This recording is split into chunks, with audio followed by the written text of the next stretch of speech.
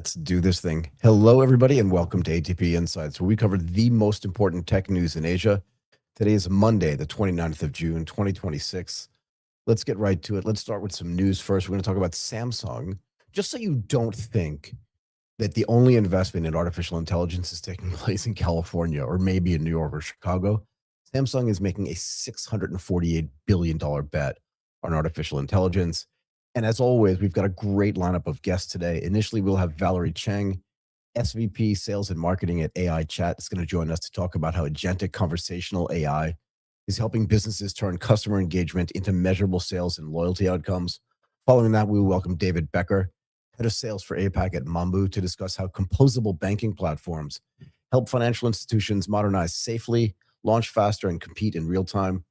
Next, we're going to talk to Tom Huang, COO at Holotech, to cover how blockchain-enabled software infrastructure helps businesses build trustable, accountable, and autonomous digital systems. And then Simon Lee, founder and CEO at Smart Salary, will talk about how AI-enabled payroll, compliance, and earned wages access, EWA, help growing companies scale across Southeast Asia while improving employee financial well-being, hopefully. Then we will talk to Rob Russell, founder and CEO at Continuum Risk Advisory. He's going to discuss how digital asset risk advisory and insurance infrastructure help companies adopt Web3, blockchain, and embedded finance with greater confidence. And then later in the program, we'll be joined by CZ Wong, Chief AI Officer at Zetrix AI and architect of Avatar, should be interesting, at Zetrix AI, to explore how trusted artificial intelligence, blockchain, and interoperable digital identity will help enterprises and governments scale secure cross-border automation. And finally, our good friend David Irecki, Chief Technology Officer, CTO for APJ at Boomi, will join us to talk about how AI-ready integration, context, and governance help enterprises turn AI experiments into measurable business outcomes. And before we get to all of our amazing guests and some news, let's hear from our presenting partner, Twilio.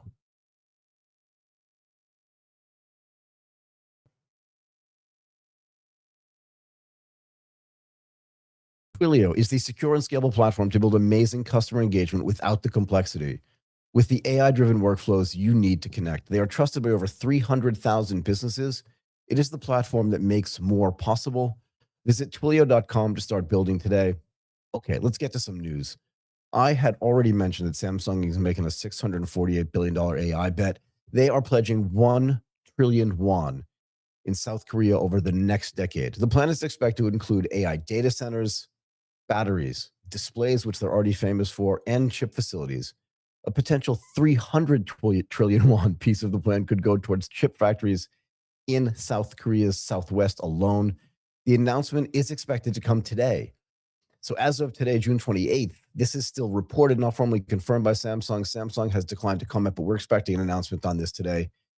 If there's smoke, there's fire here. Korea is treating AI semiconductors as infrastructure.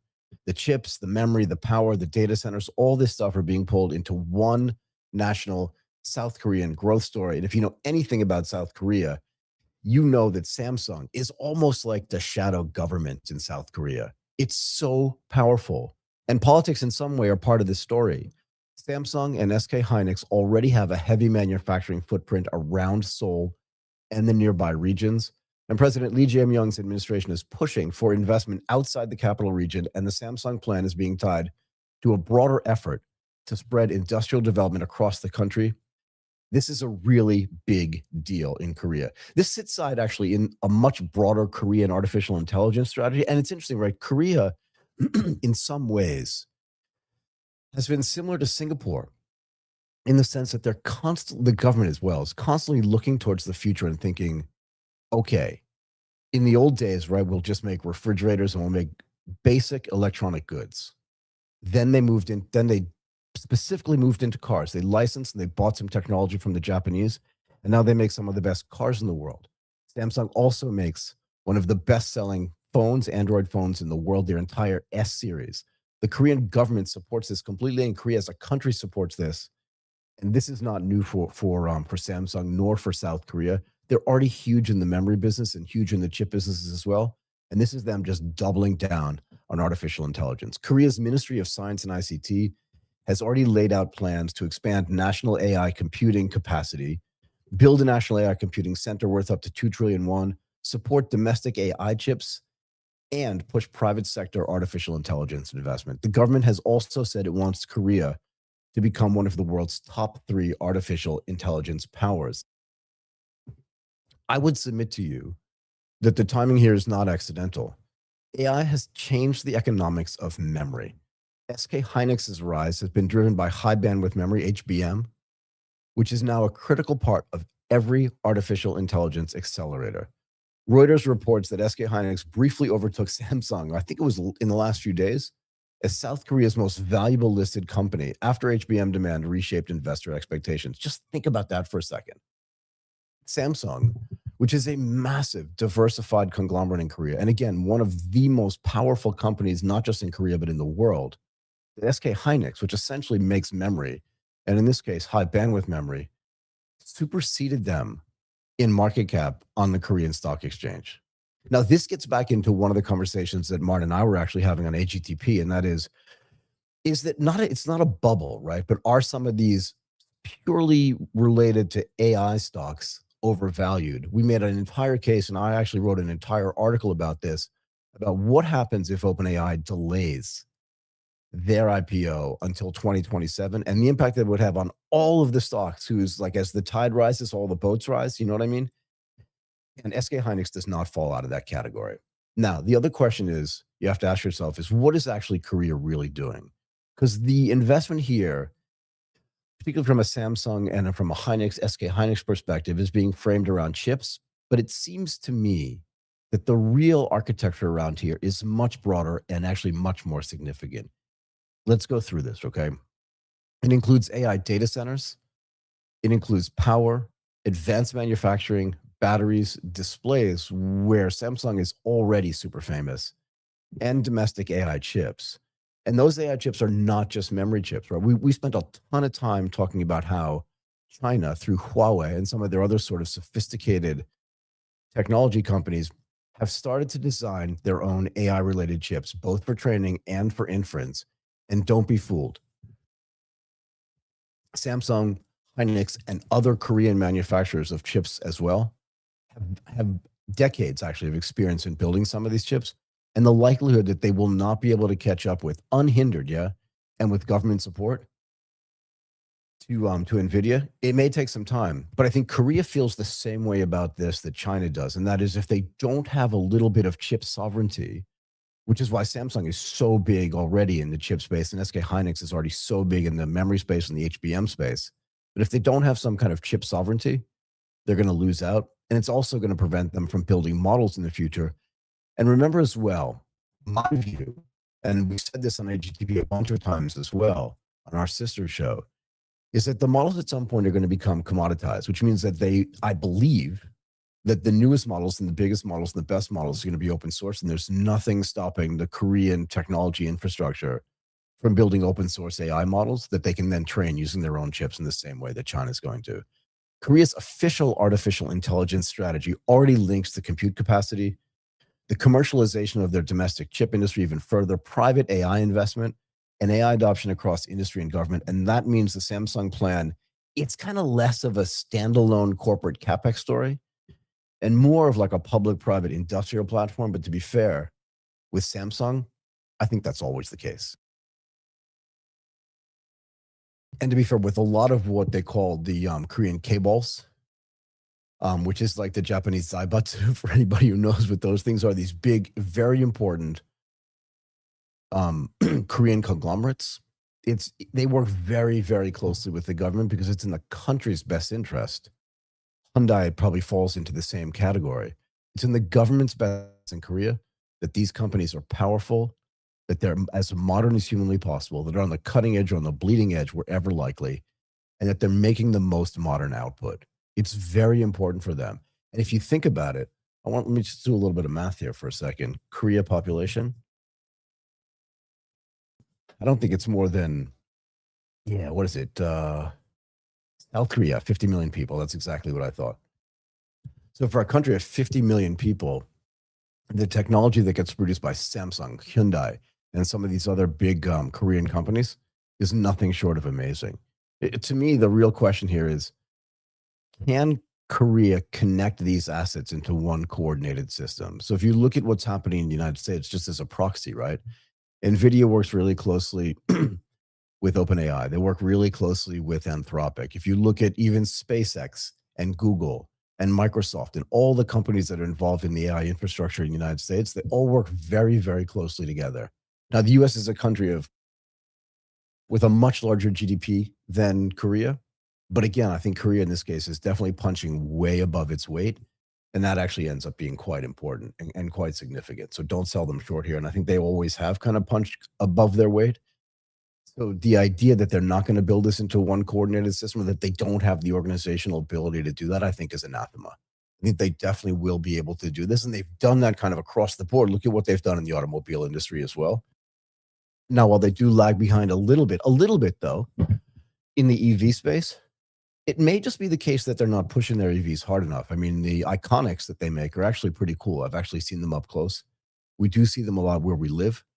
And I think those cars are actually kind of cool. They don't have maybe the same sort of cachet, which is interesting to me that the Chinese EVs have, and they're not growing as fast. But then again, their domestic market is not nearly as big.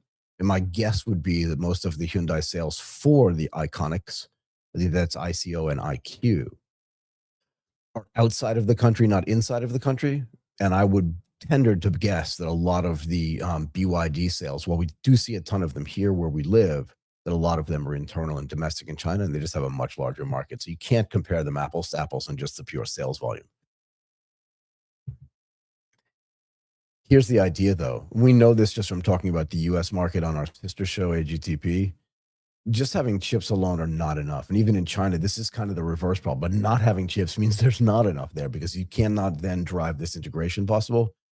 I feel like the roadblocks here, the bottlenecks, are going to be energy, land, cooling, and then at the end of the day, their customers, right? Because they're going to have to convince customers that are dealing with other people's chips and other people's models, excuse me, to use Samsung stuff or frankly to use South Korea stuff. But again, in a market that's constrained, if it continues to be constrained, and I will say this, a lot of this is dependent not just on the investment that Samsung is making, that the government of Korea is supporting, but I sentiment on OpenAI's IPO, I think is going to become more and more important. I don't think it's going to become really important. I already think it's super important. I think the market is going to watch this really, really closely. Hence the article that we wrote about it and almost an entire segment. We did an entire segment about this, I believe, on Friday on our AGTP show. But I think this stuff is actually really going to matter. It'll be interesting to see where Samsung fits in here. The other question for me is, what does Samsung need to prove to get people interested in the stuff that they're going to be doing? And as I said, while it is the most important company in Korea, and in a way provides like opportunity, almost like a shadow government in Korea, the AI memory cycle for them poses like a really important question, and that is, can Samsung move fast enough in the parts of the market where AI customers now care the most? Because they're coming into this a little bit late in the game, right? And Samsung, remember, it's not like some of the smaller chip makers. Right? It's not like some of the smaller new chip makers that are trying to do innovative stuff. Samsung is a massive company. And no matter how nimble you want to be when you're that large, even if it's really important to the whole company, just the inertia inside of a big company is going to make them getting this done a little bit harder. Now, from an SK Hynix standpoint, what does this mean? Well, SK Hynix became a central AI infrastructure supplier because it kept investing in its high bandwidth memory before the market for that memory actually fully arrived. There was something out there that was telling SK Hynix high bandwidth memory is actually going to be really important. And they just kept pushing the boundaries and pushing the boundaries to make their HBM. I'm going to call it HBM from now on. If you don't know what it means, I can then redefine it for you. You can ask me in the chat. But their high bandwidth memory, they started building it or started perfecting it before the market fully arrived. And it has been reported that HBM became critical to NVIDIA's AI accelerator chips, and that SK Hynix is now NVIDIA's main HBM supplier. So again, think about the implications of that, just how huge that is. I wouldn't say it's out of nowhere, but to become NVIDIA's main HBM supplier is a big deal. It's not a small deal at all. And Samsung's plan signals to me a desire to defend national and corporate relevance in a market where leadership is no longer just about scale. And SK Hynix has proved this. The idea is you just have to be indispensable in the AI supply chain. And you can tell that SK Hynix has done this. As I just mentioned, they're NVIDIA's largest high bandwidth memory supplier. I should have just said HBM. Isn't that what I said I was going to do? Their highest HBM supplier. And Samsung kind of wants to benefit from some of those tailwinds. They want people to think about Korea as a place you can buy chips, but it is going to take them a while for them to catch up. So can they turn this chip boom, which is going on right now? But again, it's a fine line we're riding here, right? And that fine line is, again, I don't want to keep harping on this, but I do believe that part of that fine line is going to be dependent on OpenAI's IPO. Now, it's not definite that IPO is going to be delayed, but the one thing that is going to happen if that does get delayed is everybody's valuation is going to get lower. It may dampen some demand for the entire AI supply chain and the AI value chain. I'm not convinced 100% that that's going to happen. I am convinced that if the IPO is delayed, that the valuations are going to go down a lot. But in this case, it's not a valuation-based game. And because not Hyundai, but because Samsung is so large already, they can afford this $648 billion over the next 10 years to be able to do this. I just want to do a quick check on something, right? Samsung annual revenue. So Samsung's annual revenue for 2025 was $235.6 billion. That's over $220 billion from the previous year. Samsung can definitely fund this. 60-something billion dollars a year. Again, if you think about the capex that Facebook is spending, $135 to $145 billion a year, it's more than double what Samsung wants to spend for a very targeted stuff. Like they're not going to build their own chips. They already build their own data centers. But what Samsung is trying to do is rebuild an entire ecosystem inside of Korea. And they've committed, they say they're going to commit $1 trillion or $648 billion to this. I think in the context of what Facebook and what the rest of the hyperscalers in the United States are building are investing, I think Samsung can afford this. Okay. And the idea for them, again, is not just to help Samsung itself, but to help the country of Korea. And I think this is not just unique in Korea. We already talked about this. I think this is interesting for what happens in Singapore as well. When Singapore builds things, when they make a decision to kind of transform the economy, they're doing it for the country as a whole, so that the people inside of the country, and I think this is true in Korea as well, have, like, not guaranteed, but have places to be employed for the next cycle, whatever the next cycle is, okay? And to build up the economy outside of Seoul, outside of the main places inside of Korea, ends up being, I think, really important for Korea itself. Seoul itself, if you haven't been to Seoul recently, I highly recommend you go. I've been going to Seoul since July of 1990. In the same way that I've been going to Shanghai since February or March of 1991. Both of these cities have changed dramatically. And I think that what's trying to happen here is what the Korean government wants to happen here is they want to sort of expand that monetization to the rest of the country and the opportunities to the rest of the country. So Reuters also noted that the infrastructure limits and labor shortages could complicate Korea's efforts to redraw its industrial map because, you know, in industrialized nations like Korea, like the United States and like Japan, the birth rates are not super duper high. So just getting employees to, and again, this is one of the reasons why we talked about in Japan, the fact that having humanoid robots, nobody really cares because it's not taking a job away from anybody else. It's it's giving a job to a robot that nobody else would do. Not even that nobody else wants to do it, but that nobody else would do. I'm not sure what the immigration laws are like in Korea, but I know in Japan, they're not likely to start allowing 1 million people to immigrate into the country. And robots are the perfect way to disintermediate that. The government as well in Korea is also discussing new large-scale chip sites with Samsung and SK Hynix because AI demand may require faster constructions of new facilities than had previously been expected.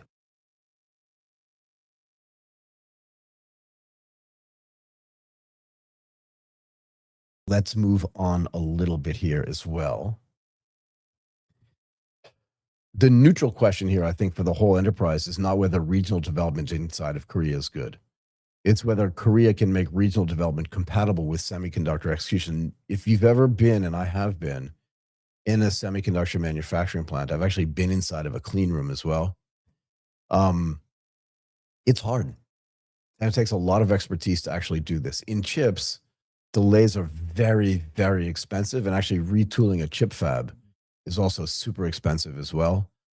Talent density matters. So they're going to have to do a lot of training outside of Seoul. Supply chains matter. So just getting stuff to a new location, getting it from a port if it comes from overseas or inside the country, building the right supply chain infrastructure to be able to have that work matters. And as we know, connecting to the grid in the United States takes about 2 years. I don't know exactly what it is in Korea, but I can't imagine it's much shorter than that. But power availability, even for a chip plant, but definitely for a data center, I mean, frankly, for any type of industrial activity, it's going to be super important. And getting that built out, I won't say necessarily in the countryside, but outside of the main urban areas is going to actually be very, excuse me, important. Give me 1 second.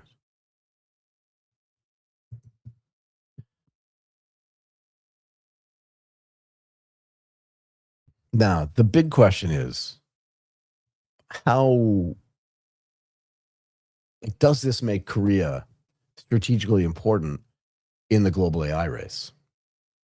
Right? That's got to be, we have to look at that and figure out if that's very important. And it might, but if it does, it's going to do this in a very, very kind of specific way. Give me 1 second.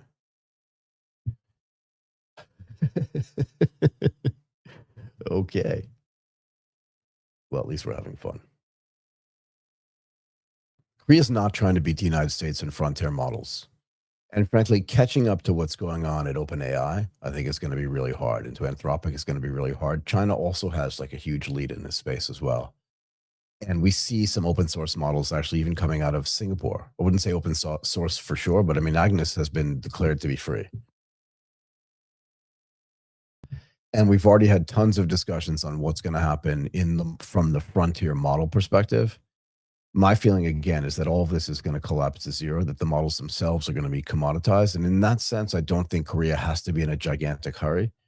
But I do also believe that some of these sovereign models are going to end up being really important because governments at some point, and we've already seen the US do this for both Anthropic's Fable 5 and Mythos and OpenAI's 5.6, and just restrict the availability of both of all of those models, to be fair, to foreign entities.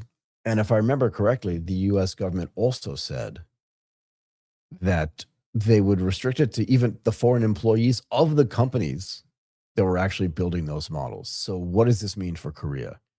It's trying to make Korea itself as a country is trying to make itself harder to bypass in the physical infrastructure behind artificial intelligence. And to be fair, this is probably a place where Korea should excel.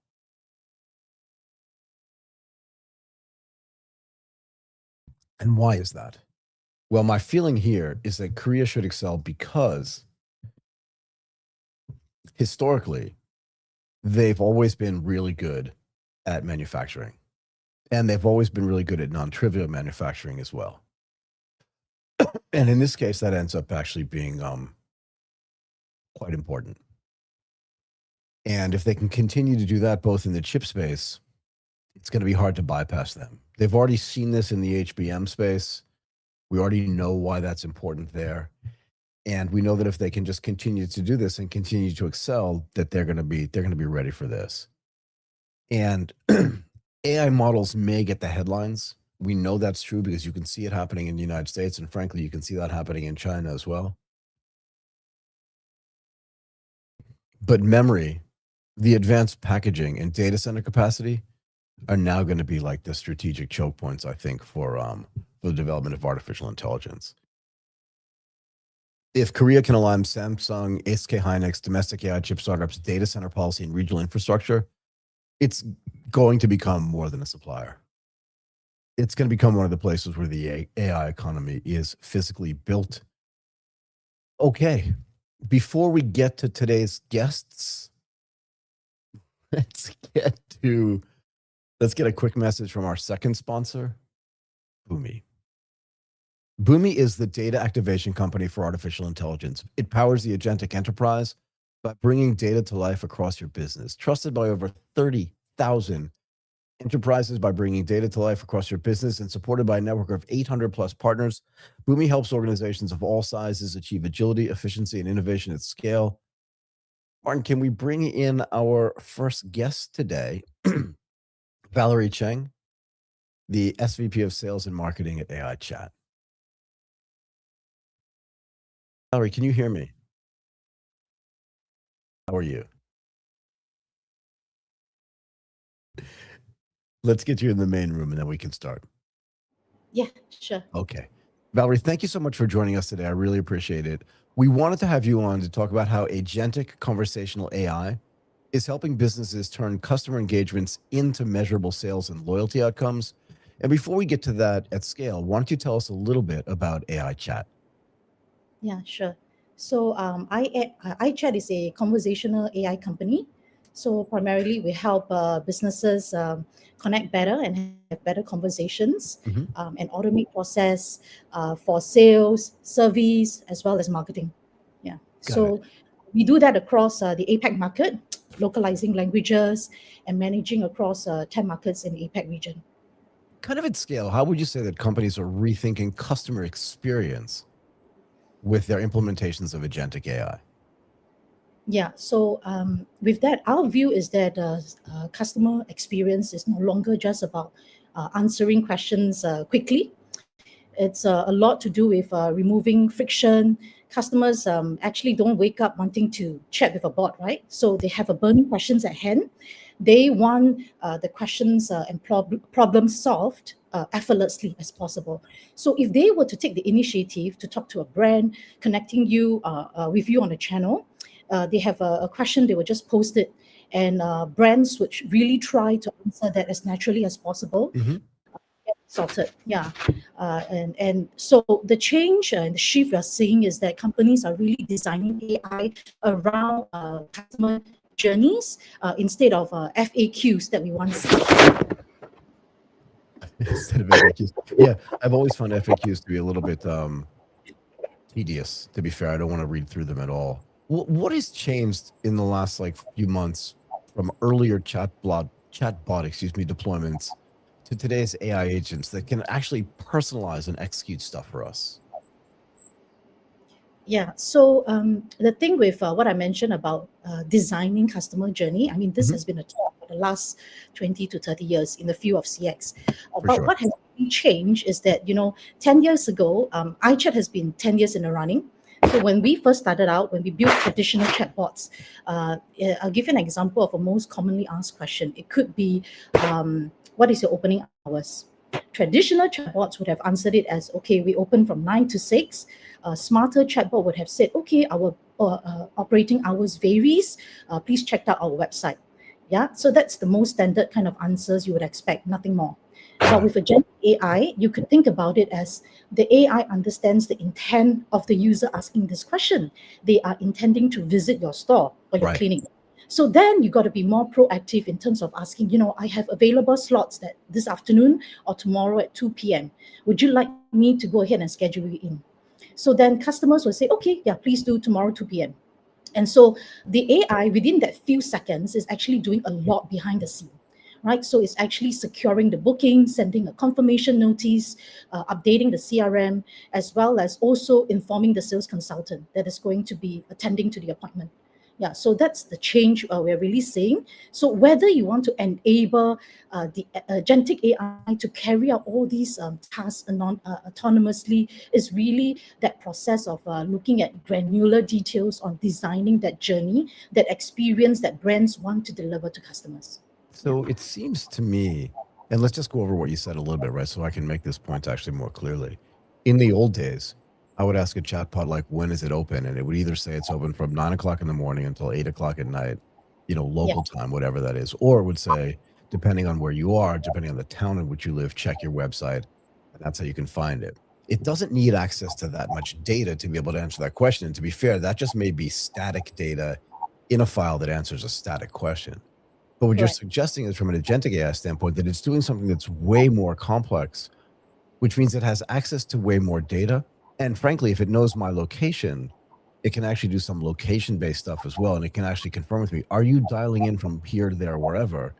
So how do you square the necessity for more data access with the safety around the potential for needing that data to answer all those questions in a much more sophisticated and personalized way? Yeah, so the business rules comes in, working closely with key stakeholders. What do you want to empower the AI to do?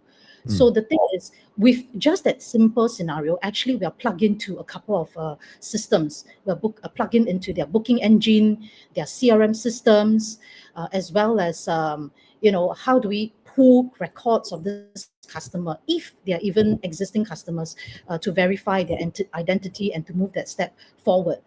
So with this kind of flows, agentic flows that we put in, so we are also getting uh, businesses or companies or stakeholders to work with us on this journey to identify what is safe for the AI to process and get hold of in order to return answers that are helpful. Yeah. So that's a really good point. So how do enterprises figure out which customer journeys are ready to be automated like this, where they're very comfortable sort of setting up and deploying agentic AI to handle this, and which ones require some human intervention where they just feel like, you know what, this particular journey, maybe it's in the middle, maybe it's at the beginning, maybe it's at the end, it's more likely at the end. How do they determine which journeys actually require or would be better with human intervention? Yeah. So all companies are at varying degrees of AI readiness. So some of them are probably more advanced. Mhm. We're in conversations about designing our AI with a layer of AI orchestration, talking to their AI agents. They're also designing, very much in the early phase. But there are other use case where perhaps AI can take it through from start to finish Mhm. to resolve the entire conversation without human involvement. So they can be determined by some of the lower risk tasks that as simple as booking appointments, scheduling meetings, or transacting or purchasing on items that are of low value. Sometimes it's securing a deposit. Yeah, so these items are considered low risk.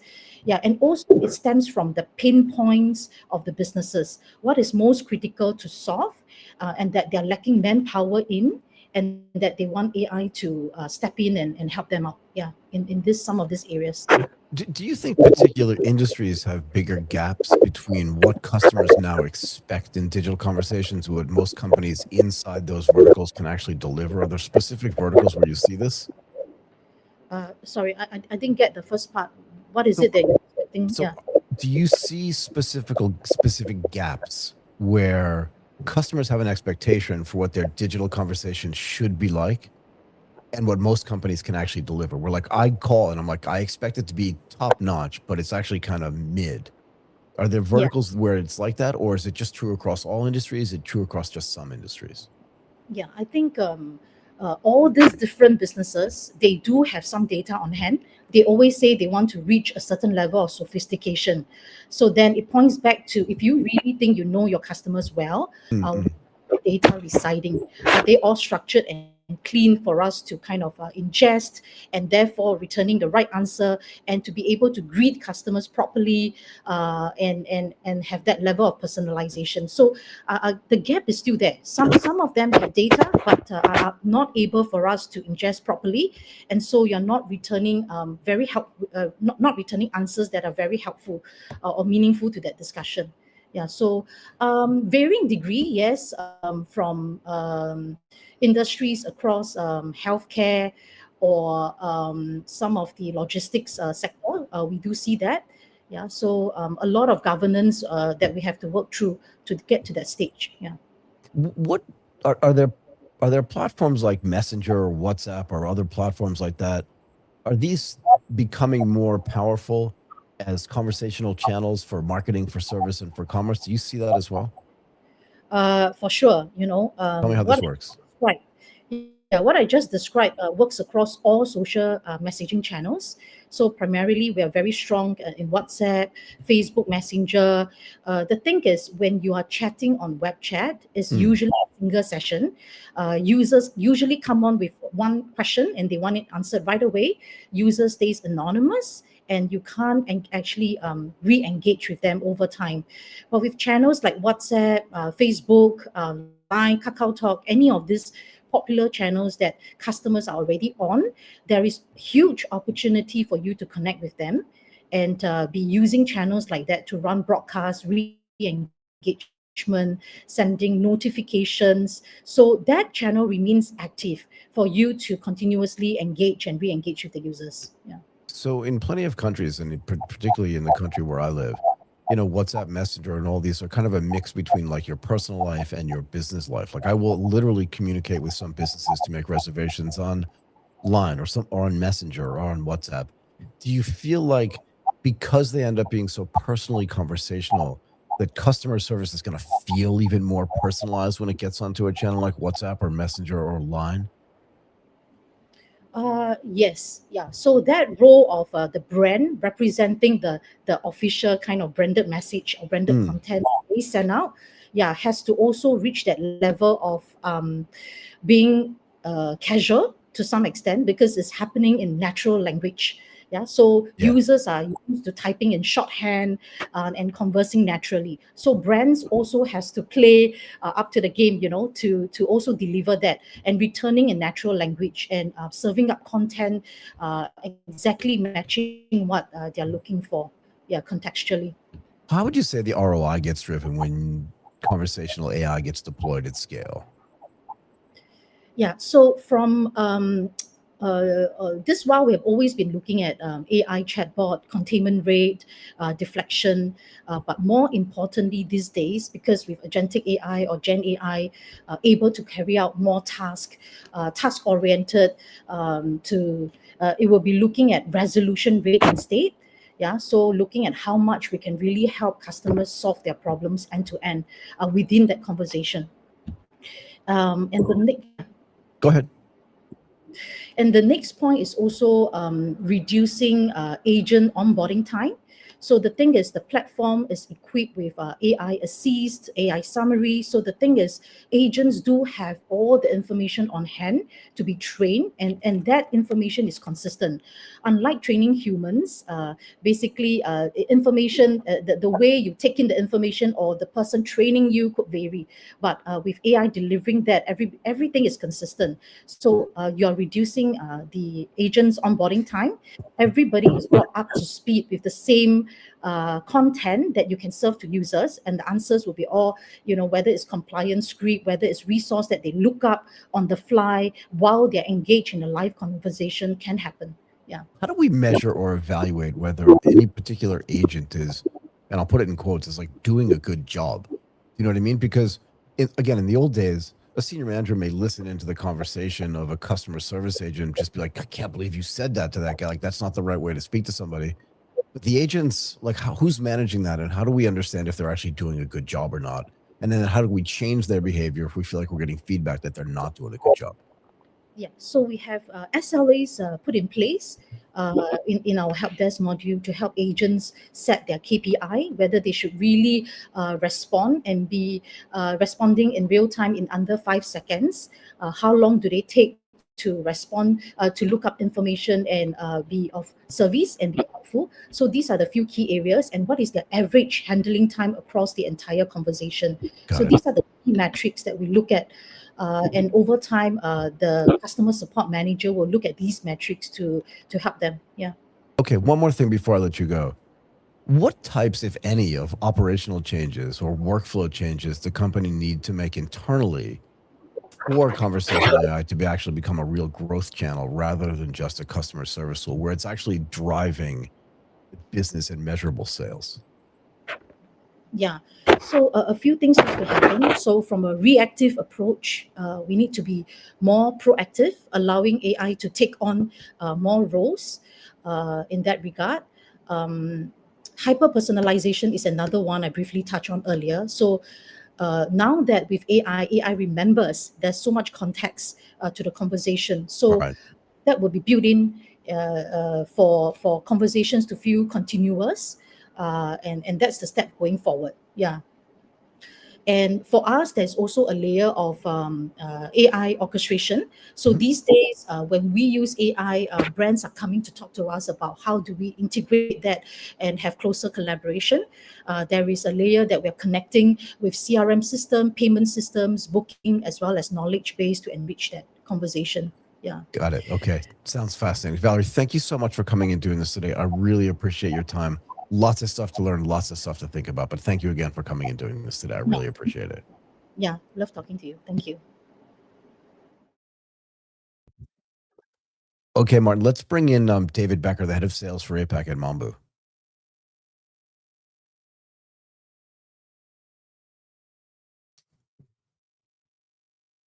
David, good afternoon. I am doing super. Let's bring you into the main room. Where are you based? Singapore. Awesome. I've been there many times. Okay, David, thank you so much for coming and joining us today. We really, really appreciate it. We wanted to have you on to talk about how composable banking platforms help FIs modernize safely, launch faster, and compete in real time. And before we get to that in detail, tell us a little bit more about Mambu. Yeah, so we're a relatively young company, headquartered in the Netherlands in Amsterdam. So 15 years old, teenager in this world. And in the region, though, we've developed quite a strong client base over the last decade plus in the core banking space. So a true SaaS composable banking solution, API first for the marketplace. Yeah, and can you maybe talk about which types of banks? I don't want to know their names. It's none of my business. But what types of financial institutions are using composable banking platforms? And maybe for some of the viewers and listeners that don't understand what composable means, maybe define that for them as well, if that's okay. So composable, first of all, allows for full integration of APIs into your core banking platform. So it's a very open API-based system with a lot of flexibility and agility around that. Got it. The client base ranges from tier 1 banks all the way to tier 4 and fintech. So our core clientele, though, would be in the digital banking space. Many of them having received licenses, new licenses over the last 5+ years. So do these digital banks, when they go to get their licenses, does it depend on if they haven't built the technology themselves? And that's what you're suggesting, right? Is that in a way they're buying your technology, building that in a composable way into their fintech experience. Right. When they go to the regulators and say, we want to get approved to be able to do this, we want to get regulated properly, we want to get a license. Does the back end stuff matter, or is it just their idea that they want to do this and that they haven't kind of broken any laws up until now, if you know what I mean? Yeah, I know what you mean. You know what I mean? Yeah, no, definitely. The it's an absolute requirement in terms of having the core infrastructure in place. It would make in sense. part, yeah, in part to be able to fully comply with on a governance basis to the regulatory environment of a specific country. Say for the Philippines versus Thailand, you need to be compliant with the BSP or Bank of Thailand. So we fulfill that requirement to assist them in that process to qualify in for that license and to get them up to speed very quickly. What kind of extra? So you said the company was originally founded, I want to get this right, in the Netherlands, yeah? It origins out of Germany, but then moved to the Netherlands a few years later. But we are truly global, so we have clients across North America, EMEA, and APAC. Awesome. And what kind of, I hate to use the word localization, but how difficult is it over time to build a back-end platform that is so flexible and so composable that it can actually pass the regulators' tests kind of across the globe, if you know what I mean, right? Because the rules and regulations in, I'm going to just generalize, in Germany, but country by country are different. Yeah. The rules in the US are different. And then once you get to Southeast Asia, it's the Philippines, Malaysia, Singapore, Thailand, as you mentioned, Vietnam, and they're all different. How difficult is that to do? Yeah, the complexity around that is crucial. So having a system that we offer, Mambu core banking solution, allows for that adaptability into all those domestic local markets. And then if required, any orchestration on top. But being cloud native and having this composable feature, open APIs allows them to meet those requirements locally very quickly.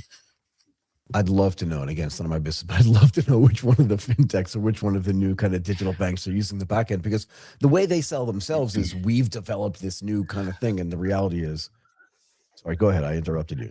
No, you're right. I think I know where you were heading with this. It is true that many have integrated and developed their own kind of white label solution. Yeah.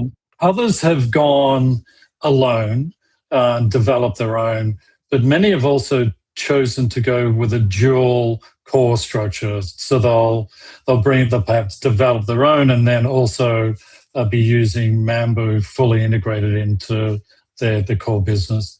Could be simply divided between the lending piece and the deposit piece of the new bank that they're setting up as well. Fair enough. How are leading banks that already have ongoing, because it's different for a fintech, right? If it's a newer fintech, the likelihood that doing this sort of composable banking style system and integration, it's not going to disrupt an existing business. It's going to give them the ability to do new business. But my guess is that for an existing bank or for a, just an existing bank, they want to modernize their systems, but they don't want to disrupt their existing operation. Like, how does that work together? Yeah, it's carefully and challenged. Good answer. Okay. Yeah. The internal requirement is there. The drive is there, particularly with the incumbent banks who have a real advantage by virtue of their size of book of business, their scalability, brand awareness, etc. But what they've tended to do is, rather than look at this as a big bang approach, they've adopted a sidecar initiative that they'll fund certain projects. It's moving more now, though, to look at this as a way to launch new products into the market that can give them a bit of an edge, can create new alpha, new revenue streams by adopting Mambu as a solution in that space, which is a little distinct from the digital banks because if they're in a startup mode, but equally they recognize speed to market and capturing new client base. So onboarding is crucial here. It's the name of the game in terms of building out the client base so you can attract more earnings, more revenue for whether it's an established bank or a new player. Do you think at some level that for an incumbent bank and for a bank with legacy systems inside of it, that installing, at least at the beginning, new modernized systems allows them to attack a customer base that they may not have been able to attack before because their cost base goes down based on increased efficiency? Yeah, definitely, Michael. I think one of the big challenges right now, but where everyone is looking, is the unbanked market, the new territory. One of my questions. Sorry, go ahead. Yeah, the new territory, which is so wide open right now, and where you've seen the big multitudes of growth, doubling up on business in 12 months with some of the digital players, the fintechs in places like Indonesia, the Philippines. They're capturing that underbanked or unbanked market.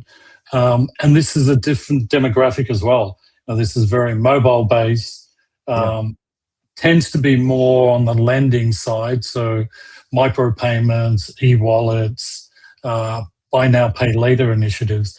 But yeah, very lucrative for either the incumbents and the new digital players. Do you think, and I haven't thought about this before, because we're always talking about how they can use new systems to help the unbanked, right, to provide services for the unbanked, and then use alternative data, because again, they're not going to have books and records, particularly if they're individuals, but even if they're small SMEs or mom and pop shops, to be able to create lending for them, as you suggested. Right. But did the banks learn something when they implement this new piece of technology from a credit analysis standpoint?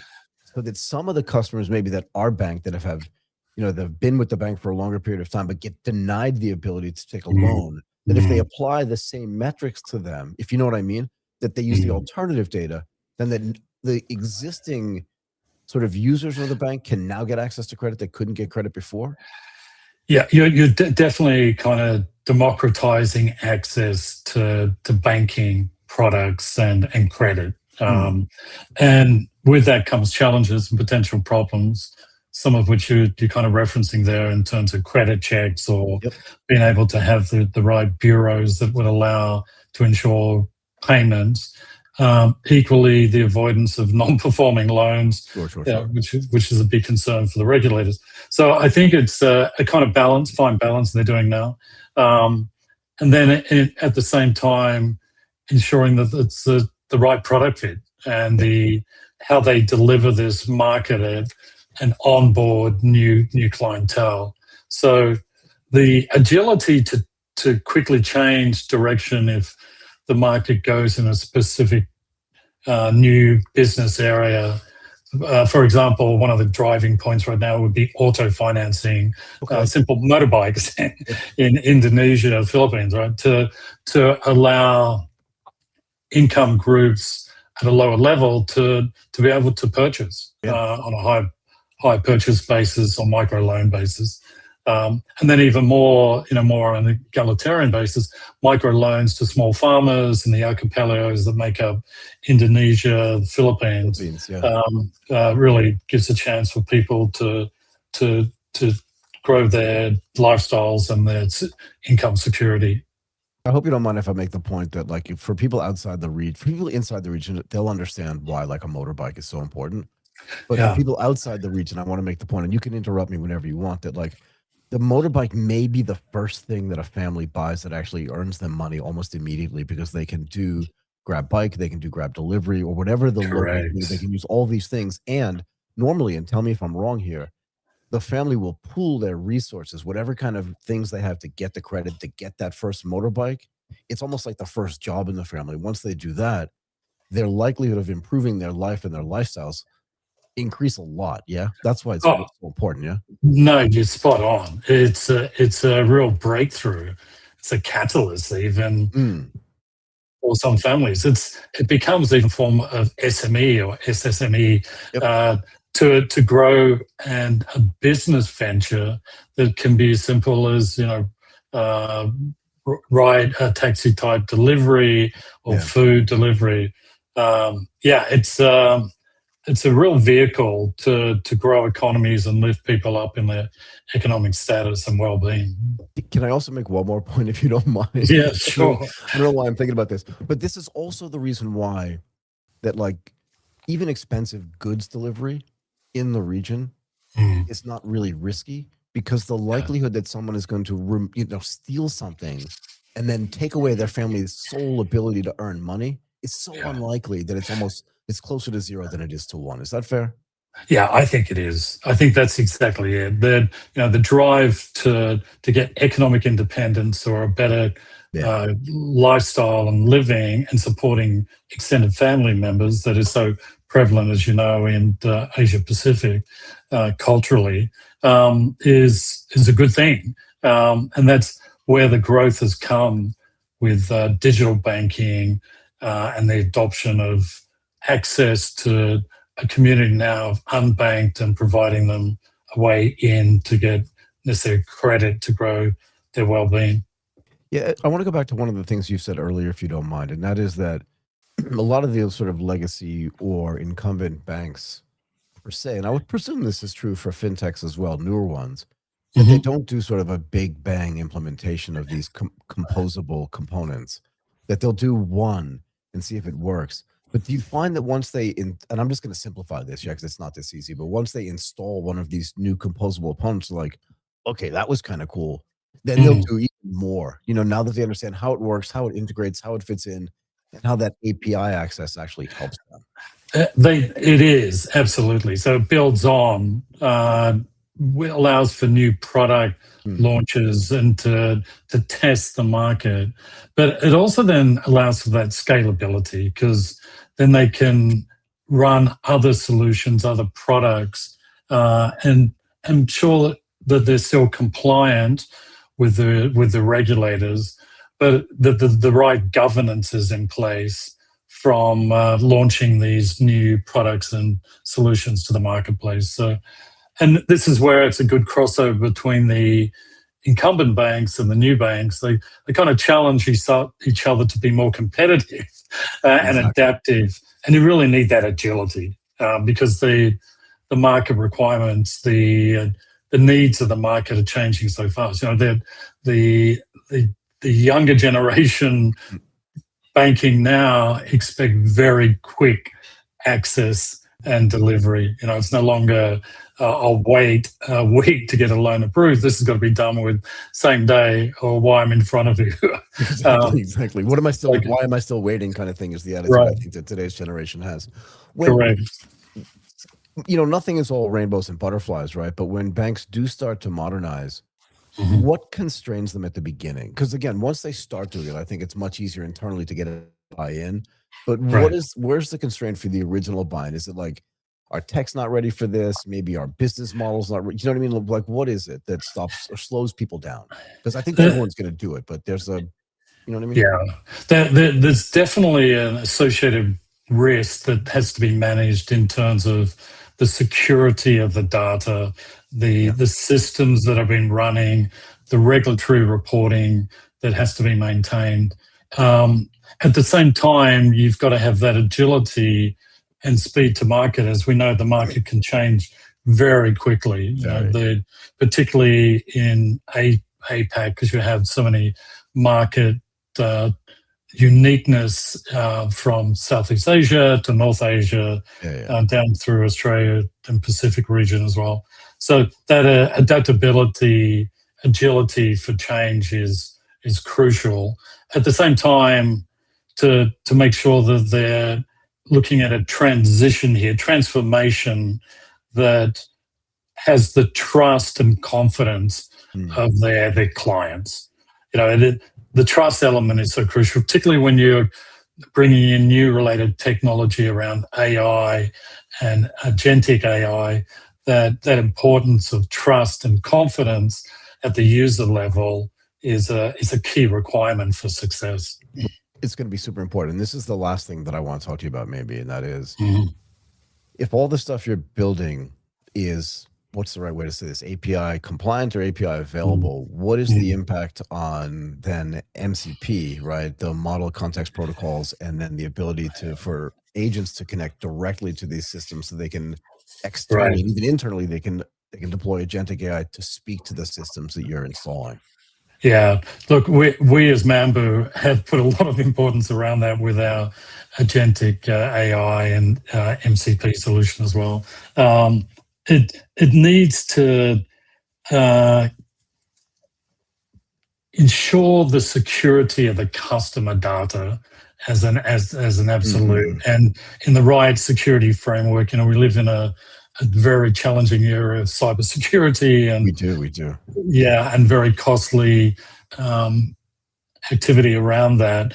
That is critical, therefore, that the regulatory expectations, the data requirements met across these markets. So it's key to the success of that rollout. Well, I always do this. I always say that's the last thing I'm going to ask you, and then I change my mind. So I've changed my mind. So that's Sure. you. I hope you don't mind either. No, please. But you brought up, you talked about data security before, and then you just talked about cybersecurity. I know it's not your bailiwick per se, right? But I do presume that when you come in to talk to people about this, that it does engender a conversation about what is the impact on creating another sort of external surface that's going to be communicating with our business. How much do these companies understand the risks that get engendered when they start deploying API-based services, and then hence the agentic AI that talks to them?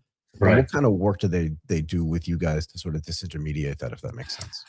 Yeah, so look, first of all, in terms of global standards around cybersecurity are foremost in particularly the incumbent banks, but equally now the later stage digital banks. Compliance to the regulatory requirements, and as you know, that varies across the region, including data residency For sure. for each of those markets. Fundamentally, though, I think, in terms of the user level, they know they've also got to instill confidence in how they interact with the end customers. The use of bots for customer servicing and support is fine, but when it comes to integrating that into executional activity in a bank's client workflow, there needs to be a lot more checks and balances and even human oversight to ensure that is working in a controlled and secure environment. Sorry, you've just triggered a whole bunch of other thoughts inside my brain. Hopefully you don't mind. Do you have a little bit Sure. of time for me? No, absolutely. Yeah. What does change inside of a bank per se, like when a product team sees that they can do this stuff because it's composable, right? That they can test and launch like Right. all this new stuff Right. without waiting in the past. Because I know what this was like when I was at Morgan Stanley and Goldman Sachs, when we wanted to roll out something that was new, like the process was long, particularly if it was Right. something that we developed in-house. Yeah. That core release cycle was long. What happens inside of a bank when they realize we can actually do this a lot faster? Do you know what I mean? Like, what changes? Yeah, the excitement to get to market faster, and that's a big motivating factor, right? To be first out there. The kind of old Q&A, quality assurance that was there before, it still applies. So getting the right test in the market, launching products to make sure that they're the right fit to the needs of the consumer, right? I think is still a foremost activity. But equally to ensure that there's enough security, particularly data privacy around this, to avoid any blowback when you're bringing the new products to the market. So, I don't think anyone's giving up the old governance and compliance has to be in place, but equally the need to get to market first, trial new products, new solutions, but do your checks and balances and make sure you've got the right systems in place to ensure that. I will say this, though. I remember when we were deploying new technology in one of my jobs and one of my responsibilities, and it was something that was developed externally. So it's similar to this in a way. It was proposal. There was palpable excitement on the trading desk because we felt like we actually got to drive some of the development in a way that it wasn't. Do you know what I mean? You know that feeling? Yeah. Are you seeing that as well? Yeah, definitely. I guess it's kind of built into the DNA right now that you're doing something new in the marketplace. You're lowering all the old barriers that not only certain banks could launch these services to market. Now that's kind of gone away, and it's allowing any financial institutions, with the emergence of some of the very successful groups, as you know, Revolut in particular, as a banking entity, that barrier to entry has been lowered dramatically. So to go out and deliver for the market where the demand is there. So at the end user side, they want this. They want that speed to market. They want that instant, real-time solution, real-time payment and clearing that allows them to use that facility straight away. And they're so nomadic about it, so they want it wherever they are in the world, which is great. Sorry, but I have more. Sorry, what changes? Because this is too interesting. Maybe you should have been a lot more boring, but you're just way too interesting. You're way too good at this. Do you mind? Please. How do you see the banking landscape changing? And it's not going to be overnight for sure. But you said a moment ago, actually, I don't want to use the word democratize again, but it does allow sort of smaller institutions to launch things that only bigger institutions could launch before. Right. Over time, what do you think the impact is on the banking landscape? Because again, in the old days, bigger banks would just acquire smaller banks just to get their assets. But if those assets can be, I don't want to say managed per se, but if they can be managed in a way the big bank can do, then the smaller bank, and if they can then access the underbanked or the non-banked in a way that big banks can't because of cost structure, what is the impact over time on that landscape overall? Yeah, I think the landscape, perhaps I'm speaking for myself and less for Mambu, so let me qualify Yeah, this. fair enough. I was speaking to you, so yeah, again, it doesn't have to be corporate policy, but you're in it every day, so I'm just curious what you're seeing. But from a Mambu perspective, we do see the businesses snowballing in the demand for new core banking solutions that are very flexible, very agile, and can adapt to new products. From a personal perspective, and this more from my time in APAC, it's just become wide open for when we talk embedded finance into so many different areas, particularly in the social media side. When you look at the China landscape with the likes of Alibaba and Tencent and others, everything now becomes micropayment systems. That we are truly so advanced in region as a cashless society that I think that's going to continue to snowball across all regions, but even into what we consider more developing markets of Southeast Asia that now are challenging the big plays of Northeast Asia, the growth vectors in Indonesia, Thailand, Malaysia, the Philippines, sheer size of population.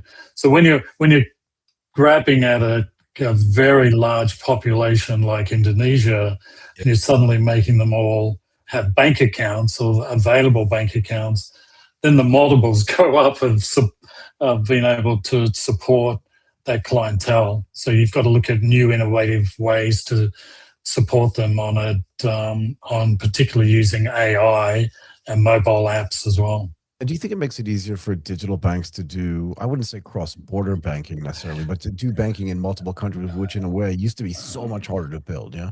Yeah, it is still. I mean, the ease is still more within borders, clearly. But, the cross-border activities, and we're seeing this as well with link-ups between India, China, here in Singapore with established banks like DBS, linking up with China providers of payment systems and right through to the Indian subcontinent as well is just the tip of the iceberg of that cross-border activity.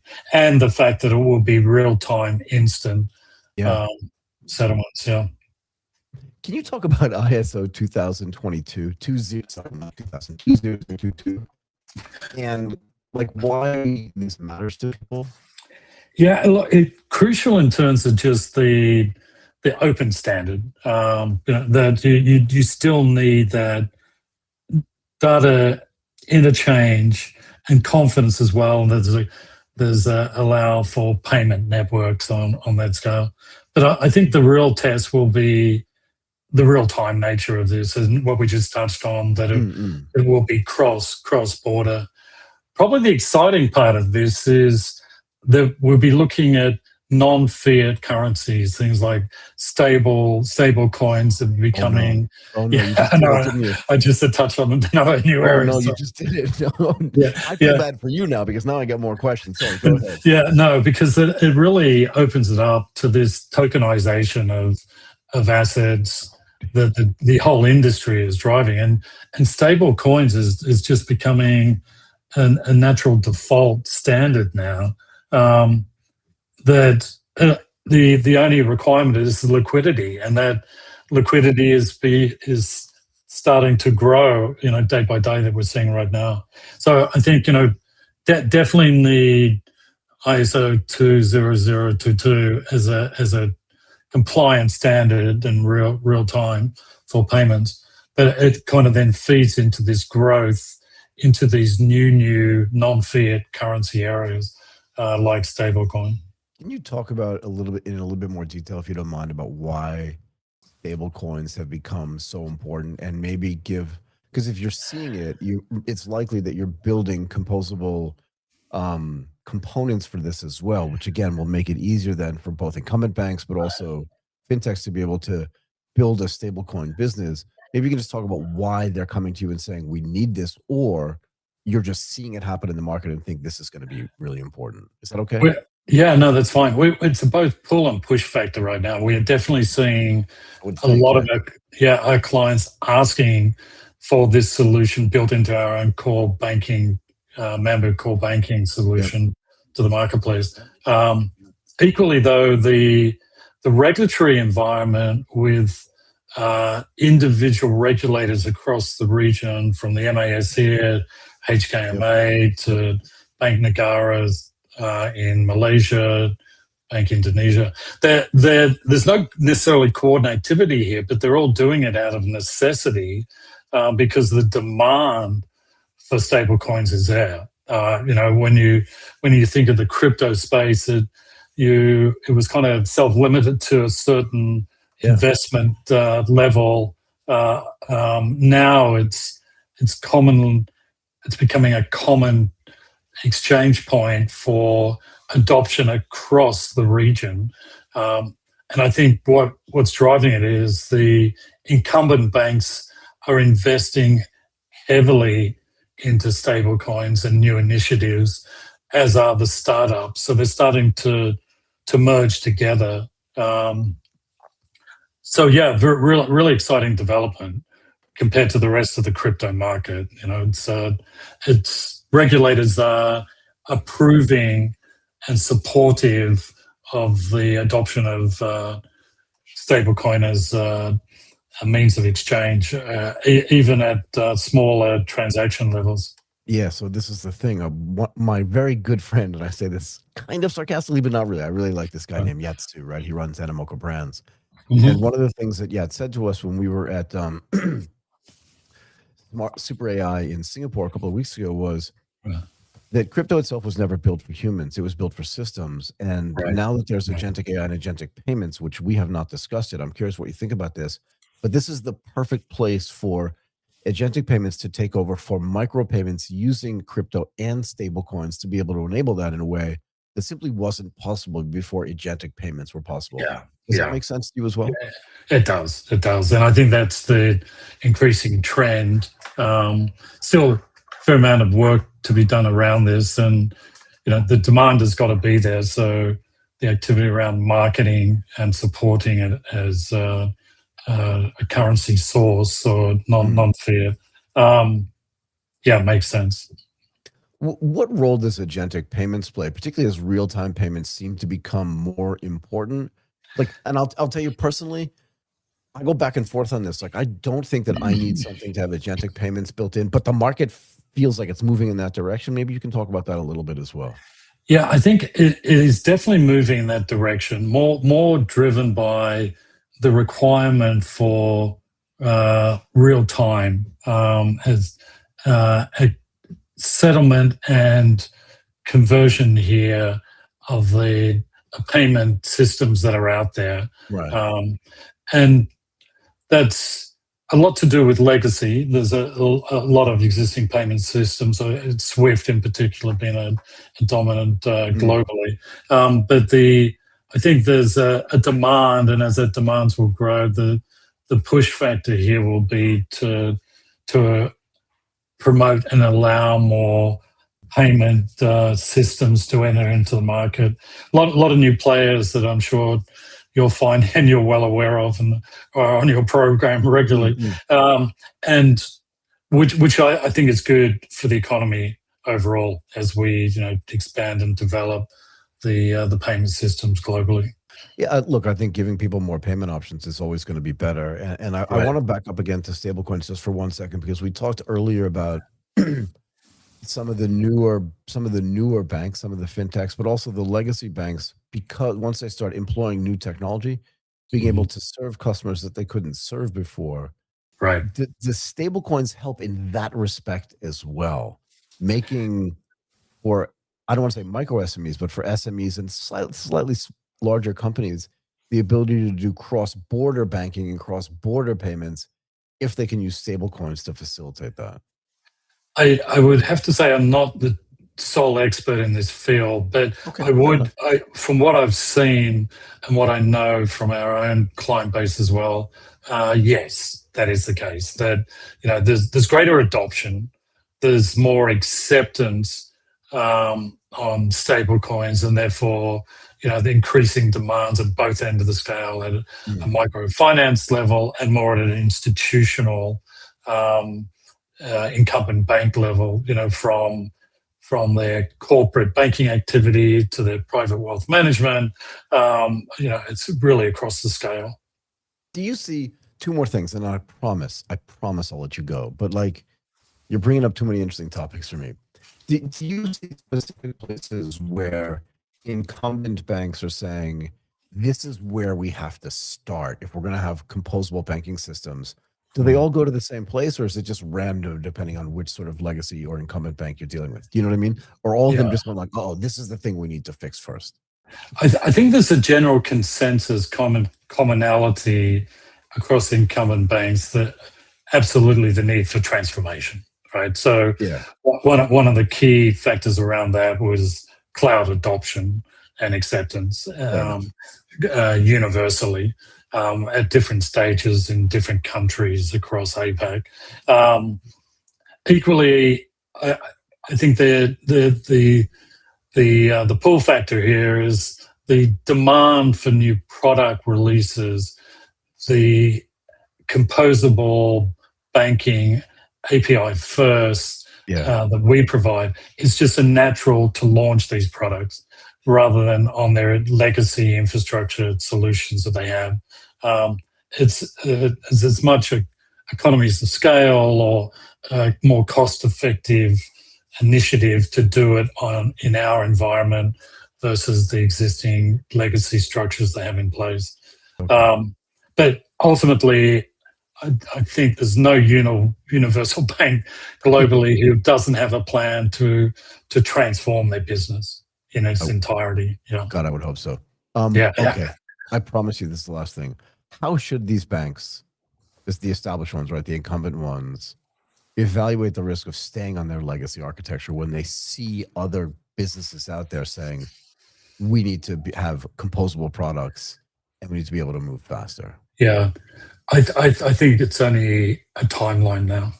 I don't think it's a question of whether they'll stay or move to new composable cloud-based API solutions. It's more when and how quick that timeline is executed.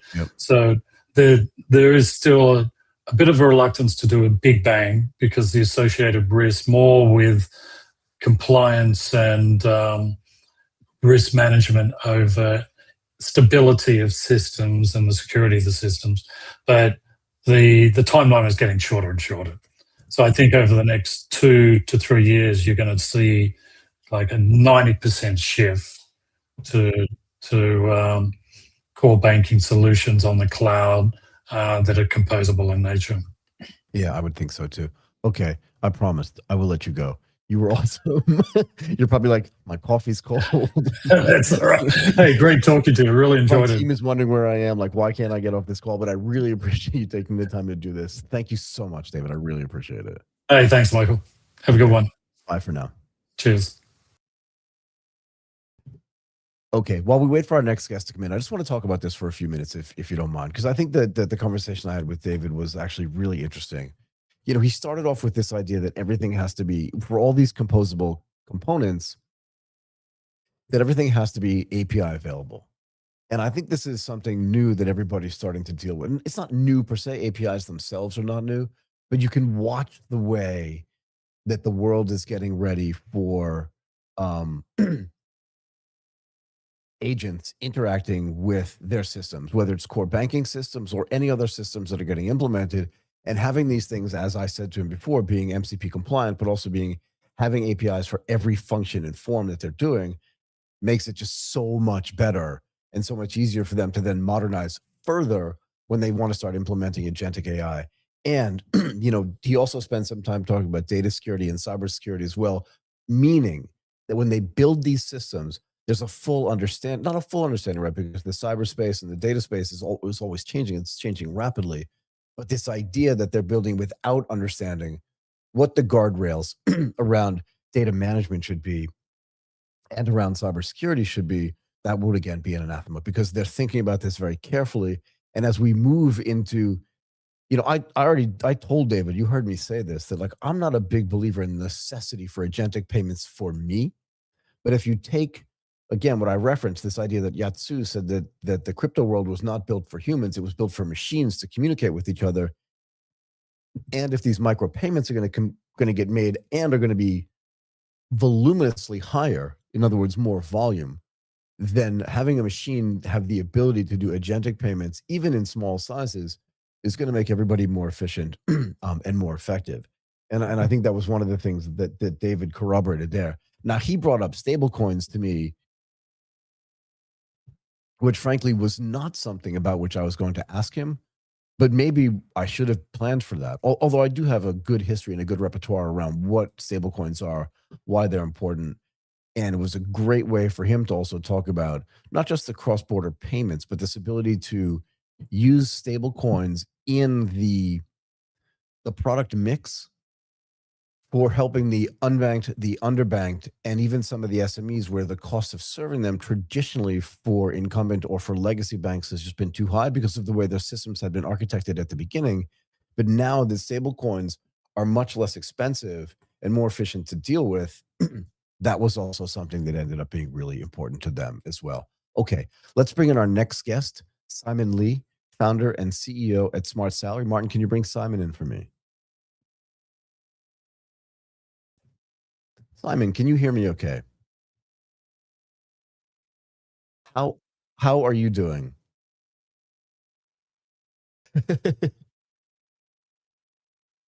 That is awesome. Okay, let's bring him into the main room and then we can get started. There you are. Okay, Simon, we wanted to bring you in and congratulations for being in your Jakarta office. I have not been in Indonesia in way too long. But we want to talk to you. I know, I should go. We wanted to talk to you about how AI-enabled payroll compliance and EWA, earned wage access, help growing companies scale across Southeast Asia, while also improving, employee financial well-being. Before we get to that in detail, let's talk a little bit about the great work that Smart Salary is doing. Okay. Talk So to me. hi, everybody. This is Simon, CEO of Smart Salary in our Jakarta office. So Smart Salary have been founded for almost 4 years. We started in Jakarta and we are going to expand in the Southeast Asia region. So currently we are giving service to more than 300 enterprise and about 500,000 employees are using our systems. Yeah. So what was the idea? I mean, I know that when I was working, there was no such thing as earned wage access. But what was the idea? What was the problem you were trying to solve, not just in Indonesia, but in Southeast Asia around earned world access, but also more than that, just in the whole payroll and HR operations that convinced you that Smart Salary actually needed to exist? Yeah. Okay. So to answer that, I think I need to give some facts about Please. our users, right? So basically, more than half of our clients, they never used any system before Smart Salary. So they are the real paperwork, or the system is the company is running on Excel, right? If we are looking at employee base, 10% of employees they don't have a mobile at all. Another 10%. They don't have mobile at all? Yes, for the blue collars, especially in Indonesia. Got it. So yeah, another 10% they are not having a smartphone. For those who are using smartphones, according to our statistics, the most popular model for an iPhone is an iPhone 13, right? Okay. iPhone 18 are coming, but still in Indonesia, most employees are using an iPhone 13. Or if they are using an Android, the average price for Android phone is around $200. Yeah, it's expensive. Right? Yeah. So On another part, the minimum salary in some provinces of Indonesia could be as low as $200 per month. Yeah. So buying a phone is going to be really hard. Even buying an Yes, Android phone is going to be really hard. Got it. Sorry, I interrupted you. yes. So that's why I used to work for the big techs like Huawei, Baidu, or JD.com. Yep. But I was doing international business. Actually, I'm quite familiar with Bangkok. Before we had a joint venture with Central Group, we are building a e-wallet there. So my background, my understanding to the region, and the the demands from the market makes up my mind to build a HR SaaS platform together with the financial services, which I believe it will both benefit the enterprise clients as well as the employees. Yeah. If the companies that you're serving today were just using like an Excel spreadsheet, which believe me, I've been buried inside of Excel for most of the years of my life, so I understand what that's like. But if they were using Excel spreadsheets at scale, what did it take? Like, what needed to change for them to get a system installed, right? Because it's a very different thing to have Excel, even if that Excel is shared now, right? Because Microsoft allows you to do that. What had to change for people to go like, okay, we need to have a system that's just like way more scalable, I guess, than an Excel spreadsheet, even though the Excel thing is working, but it doesn't give us access to all these other different products and efficiencies. Yeah. So actually, you won't believe. So one of our largest and typical clients, they are a mining company. Oh, a Fortune 500 actually. They are one of the largest mining companies in the world. But within only 6 years, they are doing minings for nickel, the the uh, the major to produce the battery. yep. So within only 6 years, they grow from a single employee to 100,000 employee Oh, that's super in fast. some island far from Jakarta. Oh my So God. so actually it was when they met us, it was not about efficiency. It's their salary calculation Excel is 300 megabits. They cannot open the Excel. Right. It's just too big. There's too many employees. I got it. Yeah, it's just too big. Again, so it depends on the expertise. They are super complex about the salary calculation, and there are always errors about that. So even when the salary is calculated, they need 20 HR to publish the salary slips by email. This will take another 1 week. So that is why how AI are changing the outthing. We are giving back the clarity of salary back to their employees. So every single employee in this industrial park every day they can confirm their attendance, their overtime, and their salary on their app. So we got basically we got 100,000 daily active users in our single client. In a single client. Wow. Yes, yes. Before there was smart salary, how were people actually effectively getting paid? Was it still bank transfer? Was it a check? Do you know what I mean? And I know it feels like a stupid question, but I haven't had a job in a while. So it's a miracle that I can even eat. But I mean, how were people actually getting paid? And maybe you can use Indonesia as an example. Was it a bank transfer? Did they get cash at the end of the month? Do you know what I mean? Like, how did they get paid? And how did smart salary then help them get paid? Okay. If you know what I mean. So actually, it depends. For that customer I mentioned before, because they are super big and they have good connections with the banks. Yep. So the banks send people to make bank cards to their employees. So they are using the bank transfer. But we do have some, special clients, like we have a palm oil plantation. So their employees are basically the farmers. So 90% of the farmers, they don't have a bank card. Right. So they do it by cash. But before they have a system, so 10%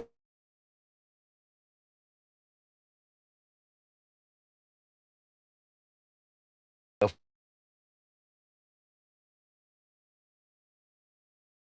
I think just to be clear, right? yes, yes, Oh yes. wow. Okay. So, but now because we have a we have a PGP2 license, we Mhm. are basically also a payment gateway Yep. company, so we can disperse their salary to their e-wallet because nowadays e-wallet is much popular than before in Indonesia. For sure. Most person will have a a GoPay or O account. We can pay the salary to their e-wallet. Got it. It's much easier. Yeah. So what other kind of innovative products can you then serve to these people that now get on the platform? You can talk about EW, earned wage access, but are there other products as well? Because once the cool thing for me when I look Mhm. at these, and there's like, I don't know what else to call Smart Salary except a fintech. It's like an HR platform, but in some ways it feels Mhm. like a fintech platform as well. Because once you get, Mhm. you don't have access to people's money, but once you get involved in people's sort of day-to-day financial life, then there are literally hundreds of other products you can offer them once they get used to this idea and once they trust you. Yeah. So what other things are you working on? And maybe you can start with why EWA is so important to your clients, but then what other stuff are you working on that you can build into this system that then you can distribute through the Oh, app that you have? okay. So, don't be misled by our name. So, because we are called Smart Salary, so people naturally think we are a fintech or EW service provider. But Yep. basically, we are the beginning for us is a HRIS platform. So, let me giving you a true case. Go for it. So, I believe you are in Bangkok, right? I am. So, so But don't tell actually, we anybody. have I have some clients in Bangkok. Surely. They have 20 branches. They are a food and beverage hotspot chain hotspot Chinese restaurant. Okay. So they have 1,000 employees. So, but nowadays it's very difficult to hire Thai people to work in the hot pot restaurant. For sure. So most of the employees are coming from Laos, Myanmar, and Cambodia, maybe, Got it. right? Yep. Yep. And the owner told me, Thai Simon, they cannot read. They are illiterate, right? Those people coming from those poor countries, they cannot read. They cannot use any system at all. Right. And they definitely No can't matter read if, Thai for sure because they're not raised that way. But right? yeah. No Thai, no English. But with the help of AI, now people can just use a natural language, their hometown language, right? Hmm. To talk with the system. How many leaves, how many days of leaves I have, right? How can I ask for a sick leave? What proof I need to upload? So the whole system, with the help of AI, we return this self-control to the employee himself, right? Hmm. So, and other things which is beneficial to the owners is before, best practice is a luxury only for the big techs, only for the big multinational companies. Right. But now, I think small and medium companies can also enjoy the best practice, built in our system with the help of AI. Yeah. So So, where else is AI going to come into play here? I mean, it's clearly the future of compensation programs is going to include a lot of artificial intelligence, but where else is it going to, if you can give sort of specific examples, because I can see some great uses for agentic AI, but also sort of generative AI. Like, where is this going to come into play in the future of these compensation programs? yes. So, I think first of all, uh, we have embedded the compliance agentic AI in our system. So, our another typical industry for our platform is the manufacturing. Go ahead. We have so many clients from like they are the OEM vendors for Nike, Adidas. So Makes sense. first, the system will be secured. All the work shifts are compliant with the requirements of their Right. brands. Yep. Yeah, right. 6 days maximum working, then mandatory rest. The overtime is according to Indonesian laws. So this is the first thing AI could help. Second, I think it would make the salary calculation very transparent. Before it is paper based or Excel based, people just get noticed how much you can earn Right. at the end of the payday, and maybe it's just a single number without the calculation itself. But now we can customize the payment slip with every single overtime working, whether it's in holiday or public holiday, or you give up your holiday. It's multiplied by different numbers, so people can control the clarity of their salary get paid. And thirdly, with our EWA capability, we Hmm. have to build all the risks according to his joining date, his performance, his attendance records. We can give a certain share of their earned wage to be paid before the payday. So basically, every day will be a payday. So otherwise in this region, people can only go for the very expensive cash loans, but now they can get better control of their finance part. Yeah. Do you think something changes in the economy? You just triggered something in my head, right? So I just want to ask about this, just based on the data that you see and sort of the interactions you have with the people that are using Smart Salary, the people that are on the platform. Do you see an impact on the economy, right? Because you're right. If every day is a payday, and if they have to use expensive methods, right? I mean, I would use a different word than expensive, but I'll leave that for you, to get the cash that they need up front so that they can live their life during the month. When they get paid at the end of the month, then they owe this plus some percentage Mhm. that's generally been egregiously high. How does the economy change when people can get paid, like you said, on a day-to-day basis or whenever they need the money, as opposed to just at the end of every month? Because the struggle's different, isn't it? Yes, but based on our observations, Mm. people are not misusing this product. No, Or no, I don't think so either. But you yeah, understand my point is like, yeah, it's like, yeah. if I need something today, but I can't afford it, I'm gonna have to borrow Mhm. money in the old days at a much higher interest rate, or just at an Mhm. egregious interest rate going forward. So now the economy is saddled with more debt than is necessary. But with EWA, that's not the case. So it changes the tenor of the economy, because now I can buy things that I might not, that I need, not stuff that I don't need when I need them, as opposed to having to wait or pay high interest rates to be able to get them, which then puts me under a debt burden that I don't want to have. Um, so for I should say first, it is very reduced the management burden of the company. Yeah, If people cannot get money from anywhere, he will ask for a loan from the managers, from the colleagues, from the HRs, exactly. which is a Yeah, big challenge for the company itself. absolutely. You know, Yeah. yeah, But I just think it yeah, also helps people from an economic standpoint so that they can be able to live a little bit better. yes, yes. What does the future of employee financial wellness look like, if you don't mind me asking, as these technologies continue to mature and provide better services to these employees? Mm. Okay, so if we are talking you know the wellness of employee, Hmm. uh, if it is in the Western context, wellness means uh, you will be happier both emotionally, physically or socially.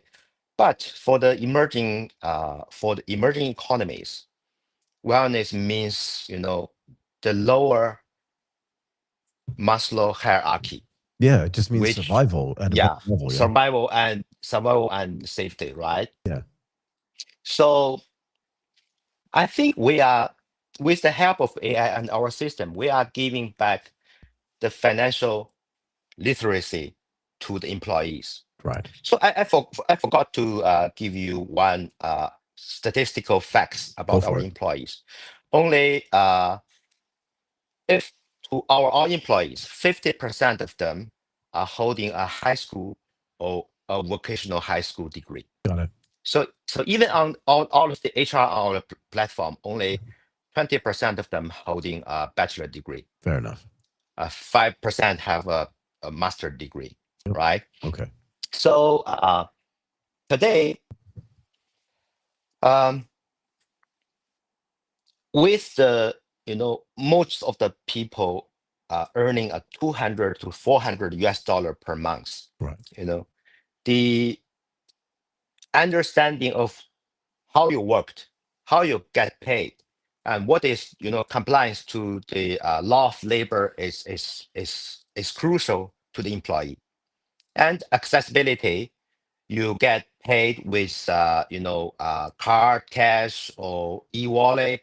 You get paid by EWA. You can finish your urgent demands with the help of the software and the company. I think that's what we bring the value to the market. Yeah. Got it. Okay. Simon, I'm going to let you go. Thank you so much for coming and doing this today. Learned a lot. I loved having you as a guest. Thank you again for coming. Okay. Thank you, Michael. Bye for now. See you. All right, let's bring in Rob Russell, the founder and CEO at Continuum Risk Advisory.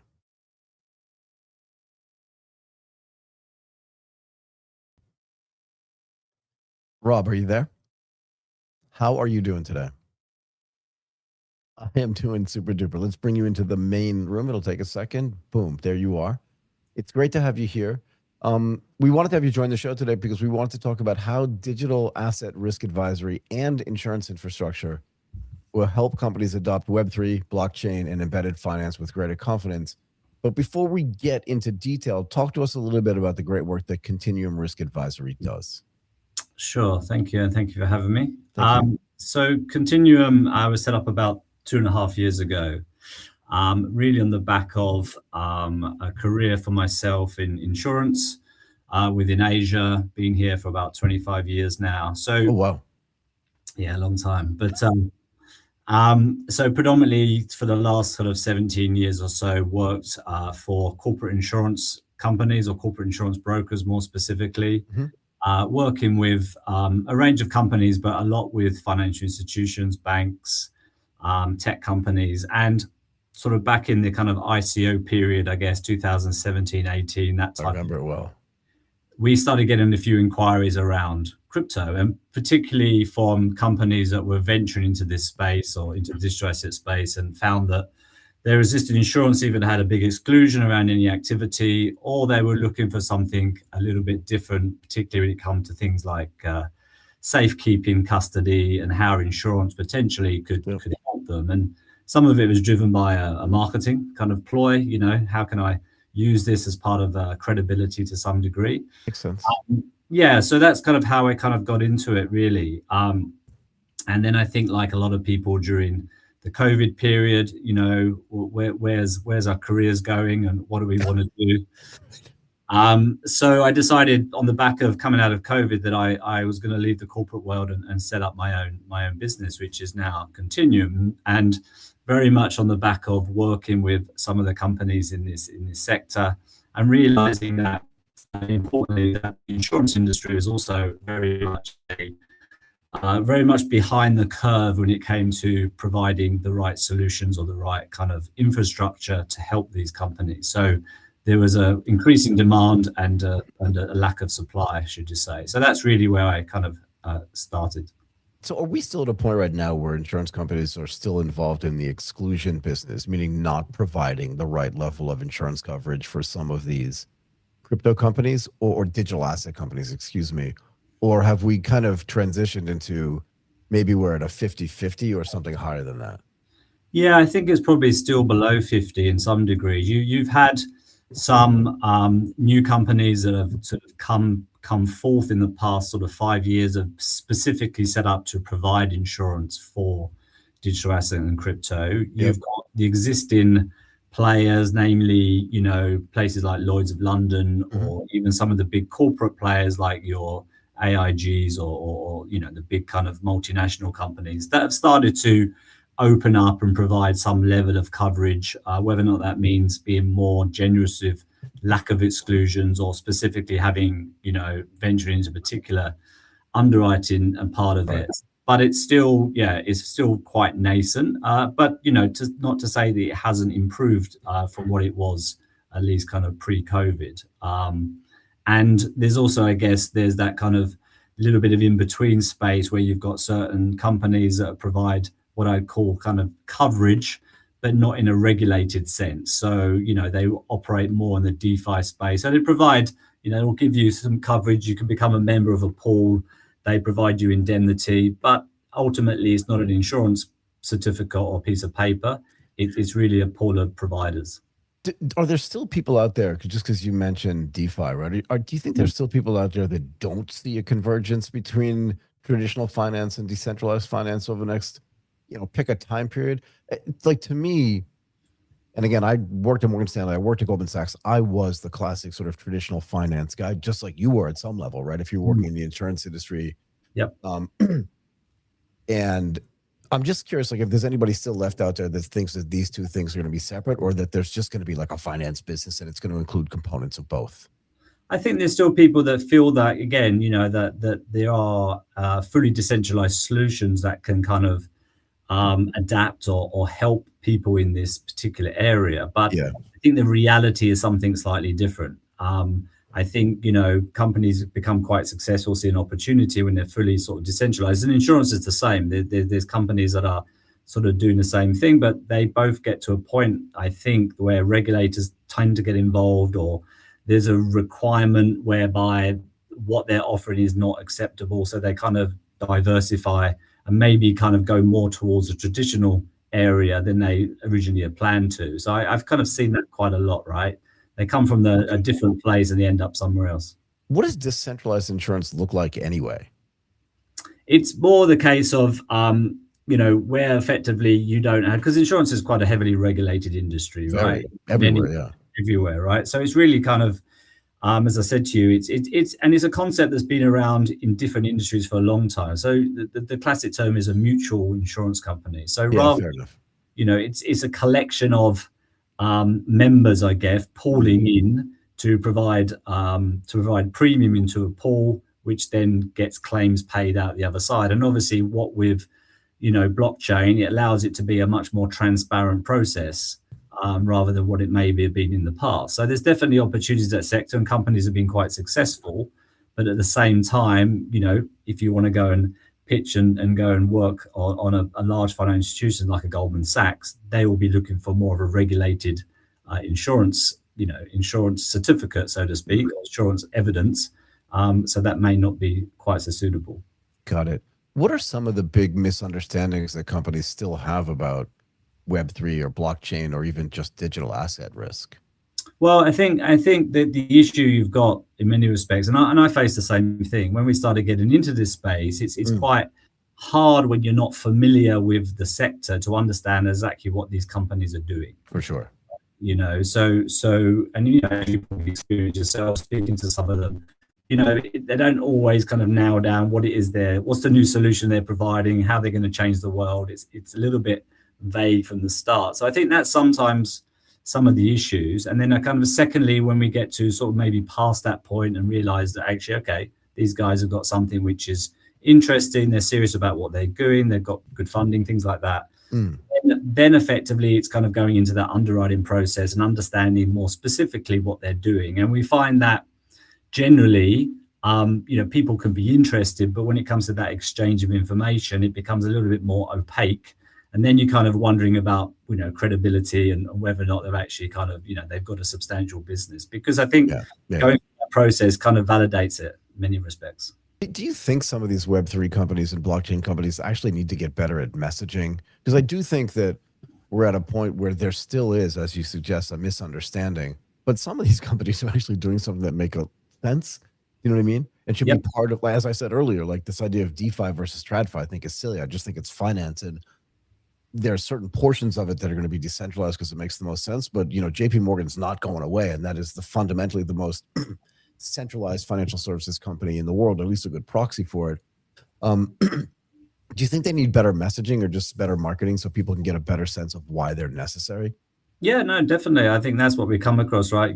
I think it's, naturally what people do, right? They'll go I sometimes get a name or thing, you go straight onto, do they have a website? Do they have anything there? Do they, Who can I talk to? Yeah, who do I talk to? Is it just a white, there's a lot of instances where it's just a white paper, which may have some fantastic kind of stuff inside of it, but for most people, that's quite a difficult thing to maybe navigate and understand. So I think it's maybe timing. If you do have something which is, credible, then maybe sort of wait and get it out there in the right way, rather than kind of just trying to get it out there. When some of these traditional, whether it's a finance business or it's an insurance business, start using sort of blockchain infrastructure or Web3 infrastructure, where does their risk profile change first? Like, where's the first place they should be looking at their own risk profile fundamentally? I think it's more of a case of, so when we again look at from an underwriting perspective per se, or look at where the risk is or where it lies, it's kind of different areas for obviously different things. When we first started, the big focus was on kind of custody and kind of the infrastructure side, and to some extent it still is, but custody has kind of changed, where you have a traditional custodian that may be doing the same thing as a State Street but in a different format. Right. Then you've got and then you've got the sort of more like the wallet providers, I call. So they're providing the infrastructure but maybe not holding the private key on behalf of the client. So it's a different proposition. So I think it's from that perspective is then understanding, well, what is the biggest risks for these people? I mean, a lot of people focus on the hacking, the theft, the thing that hits the news.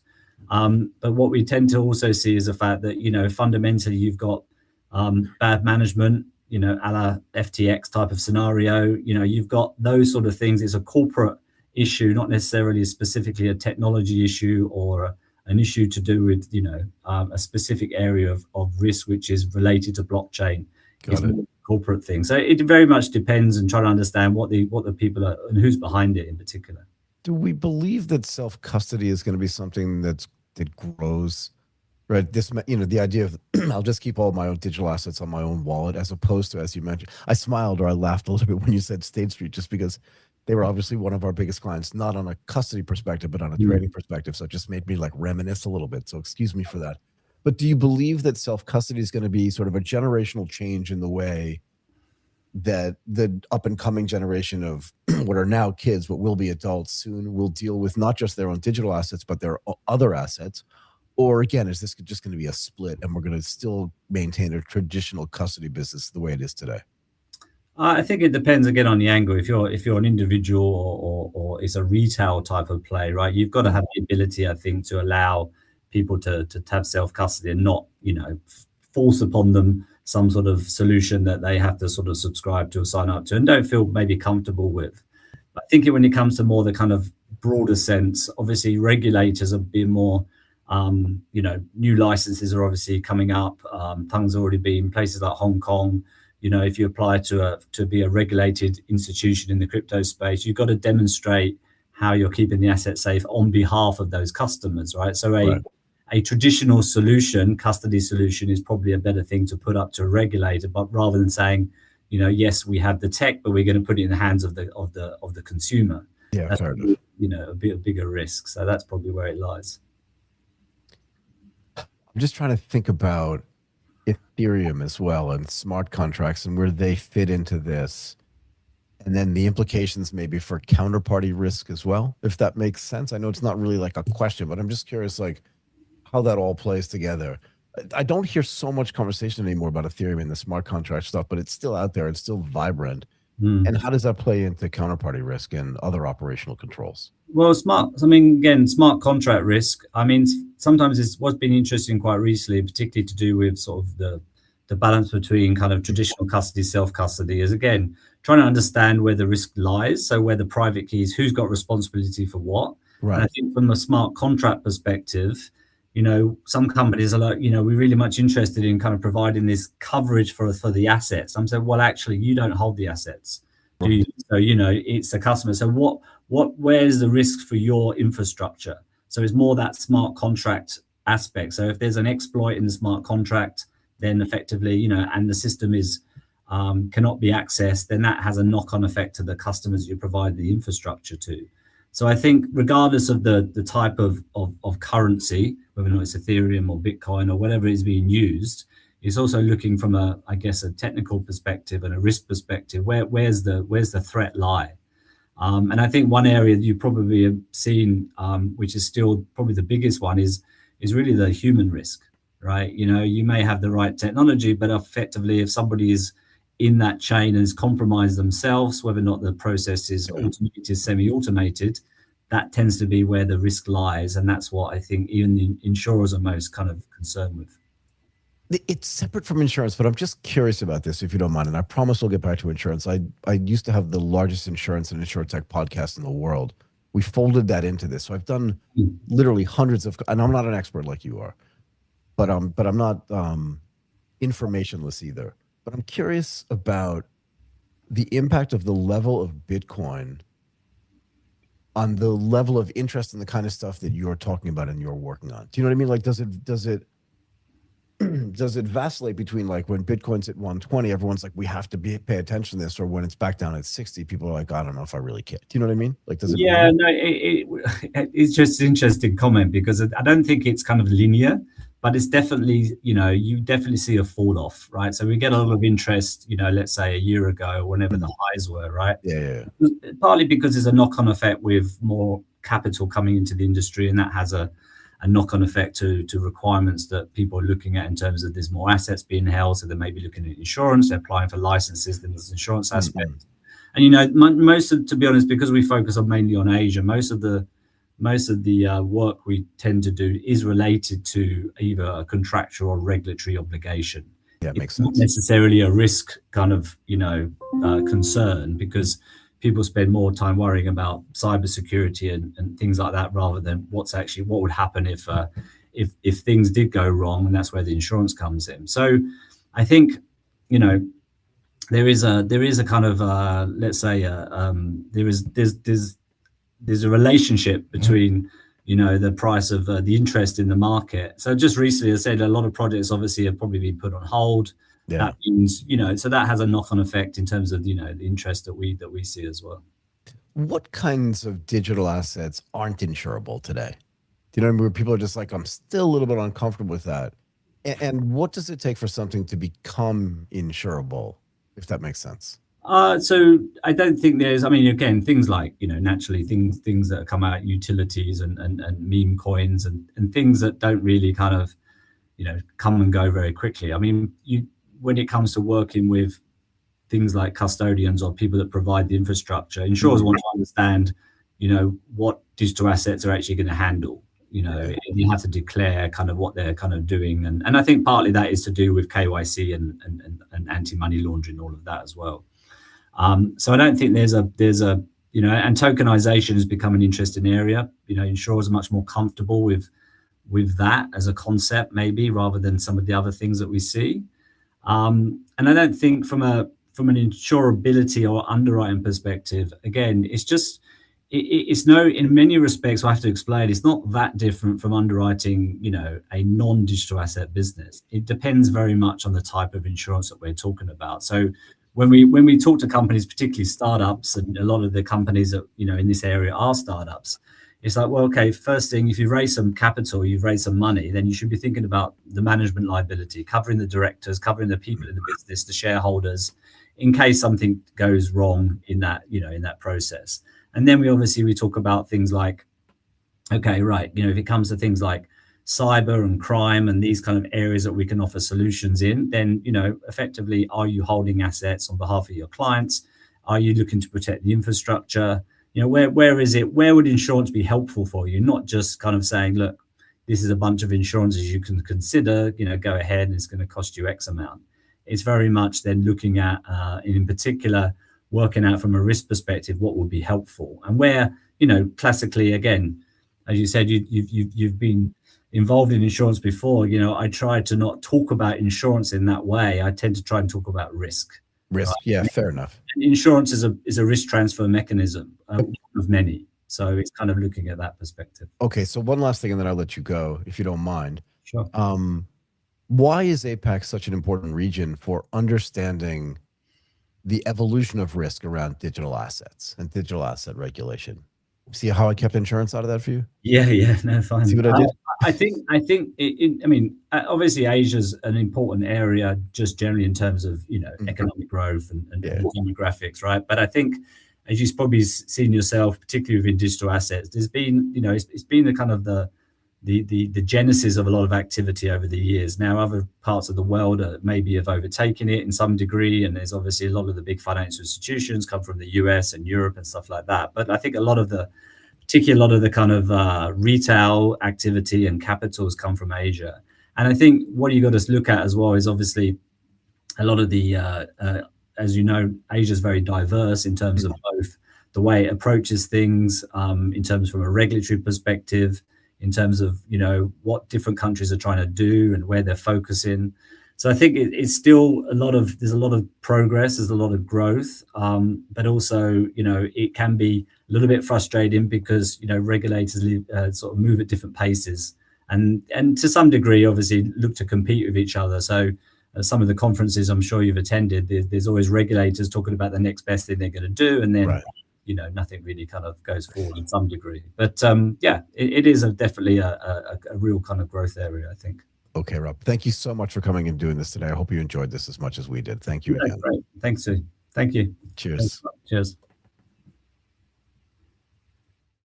Okay, Martin, let's bring in CC Wong.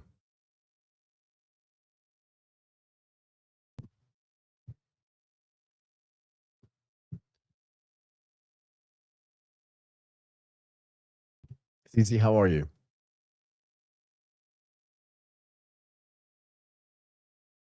I am doing super duper. Let's get you into the main room and then we can get started. You are almost there. There you are. Okay, look, thank you so much for joining the show today. We really appreciate it. We wanted to have you on to talk about how trusted AI, blockchain infrastructure, and interoperable digital identity will help enterprises and governments scale secure, cross-border automation. But first, tell us about the important work that Zetrix AI is doing. Thanks for having me here, Michael. You're welcome. I'm very excited to be here. Thank you. So maybe I'll just do a quick rundown on what Zetrix AI is doing. Thank you. So recently, we launched our own avatar platform in which we seek to create digital personas of real-life users. So essentially, what the user would do is they would fill in their information profile, encapsulating what they like, their personality, their habits. And we believe that this is a great tool for users for particularly brainstorming and helping them with their daily work-to-work tasks. So why do people want to have an avatar? What's the big benefit to them? Well, we believe that the big benefit would be that it can enhance a user's productivity up to 2 to 3-fold. So personally, I use Avatar a lot in my day-to-day use case as a research tool, where I'll feed in a lot of these machine learning papers that I've studied throughout the years, and I've had it compile and introduce concepts that could be interlinked within each other. So maybe if I were to study on a concept related to machine learning and I need some mathematical concepts that I'm not sure if it's linked, which parts are linked to each other, this avatar tool using our knowledge-based model can help find these links between different topics, and they can provide a very key connection sometimes and give me very key ideas in helping me formulate new ideas. Yeah. So for you, it seems super useful, but it's not 100% autonomous, right? The avatar's not 100% autonomous. You're still going to have to sit and think, look at the research papers that you've done on machine learning and artificial intelligence, as you were suggesting, and then give the avatar a task to do. But why do we need an avatar to do this as opposed to you just doing it yourself, or just, you know what I mean? And how does the avatar manifest itself? Does it look like you? Does it sound like you? Like, what does it actually mean to have an avatar? That's a great question. So with an avatar, we essentially see it to do all the less time-consuming tasks. So let's say, in work, we have a lot of work-related meetings, right? So we foresee this avatar as being able to represent you in this aspect. Or let's say if you're looking to apply for a job. What does it look like? If you go to a digital meeting, does the avatar look like you? So it logs in using Zoom or Google Meet or something, and it's like you, and it knows who you are, and it knows your background, it can ask questions and interact, or is it just listening and taking in stuff? Like, what does it actually feel like? Yeah. So for now, we actually don't have any of the vision part, so it will not look like you. But for the interactions part, yes, it will fundamentally interact with you. But this is depending on the amount of information you put into it. So for us, we foresee that the user would train the avatar daily, and this can be done through various ways. First, you can just put in everything you know about yourself or your work-related stuff into our PKM model, our personal knowledge model. And this can be your work task. So let's say, assuming that I'm a financial analyst, I'll put in all the papers of financial analysis of institutions that I've done in the past. And we also have another separate section that we call the iterative questionnaire, where the AI would ask deep personal questions to you that is enhanced based on how much it knows about you. So let's say that it knows that you're a doctor. It will ask follow-up relevant questions such as which fields do you specialize in, or which hospitals do you work at. So that way you can get a very good representation of what you are as a person. So do you send your avatars to meetings for you? Yes, actually. So is this an avatar right now, or is this really you? Oh, this is really me. Good. Just want to make sure. Sorry, go ahead. Yeah. But you do send it to meetings, yeah? Yes, for sure. So for meetings, I have it just summarized, obviously, but when any of my colleagues need some advice from me or some guidance on what to do next, they can simply just ask my avatar, and it will give responses very similar to me due to how much I've trained it. So what is the training like to get your avatar up to speed where they feel like, okay, CZ would definitely say this to me? Do you know what I mean? Because if I'm there, like in the middle, I could change my mind. I can be convinced of new things. Even on this recording, I can be like, okay, maybe this avatar is actually a good thing. I can be convinced. Do you know what I mean? But if the avatar only knows what you tell it or you train it, how interactive can it be in a way that you can't be, or vice versa? Yeah, that's a good question. So obviously, during the initial training process, it's not perfect. So the user has to train it and he has to test it repeatedly. So how I would do it is I would train it, put in information about myself, and I'll ask questions that I expect to get from my colleagues. And I'll see if the answer is right, how I would answer it. And if it's not, I'll train it further, right? And of course, I'll ask different questions each time to make sure that the questions I ask are not in the knowledge base. And I'll see that if it can replicate that. And based on my experience, it does a very good job at doing that. And we've also tested it with some other online personas. So I'm not sure if you've heard, but there's this Professor Jiang that is very prominent recently. Yeah, we have also actually trained an avatar based on him, and we've asked him some certain questions, and we find that our avatar can actually speak quite similar to him. So we believe that it's very good at replicating people in general. So it's already making me nervous. Who's responsible for what the avatar says and does? So actually, when it comes to who's responsible, the user needs to know that the avatar can sometimes give some high risk advice, right? So, but in our case, we actually have these guardrails to ensure that the user can always limit what the avatar does. So we do this via two folds. First is the verify workflow, in which we have a bunch of horde of agents that all represent the user, and they all come and kind of analyze each other's work to ensure that there's a fundamental consistency shared across all the avatars, and to ensure that the response is aligned to the user's expectations. Got it. And the second would obviously be that the user can set explicit permission controls. So for things that are related to their work, they can ensure that the avatar always requests permission from the user before it replies. So maybe for questions like I do not have much consequences. Let's say it's asking the user what you like to eat. It doesn't really matter if the avatar answers that wrongly. But if it's related to the avatar's professional life, let's say if it's asking a doctor's avatar, what is the medical diagnosis for this, where it requires much more care, yeah, you can set it to have it explicit permission controls. What does a meeting look like? So if digital identity becomes essential, you talk about this in AI-driven workflows, right? Yeah. What like where is it the most important, and what happens if like what happens if everybody just sends their avatar to a meeting? Who runs the meeting? Do you know what I mean? Who runs the meeting? Who drives it? What are the conversations like? What kind of reports get driven? Because, you know, in a lot of cases, an avatar or agentic AI will sit there and just listen to the meeting and then, you know, summarize it and stuff like that. But what if the meeting is just made up? What if everybody just says like, I can't make that meeting, but nobody says anything to anybody else and everybody's agent just shows up to it? So obviously with a meeting, there's most likely an agenda. And with the agenda comes someone who's supposed to be leading the meeting, right? So we believe that in that case, there'll be someone leading a meeting.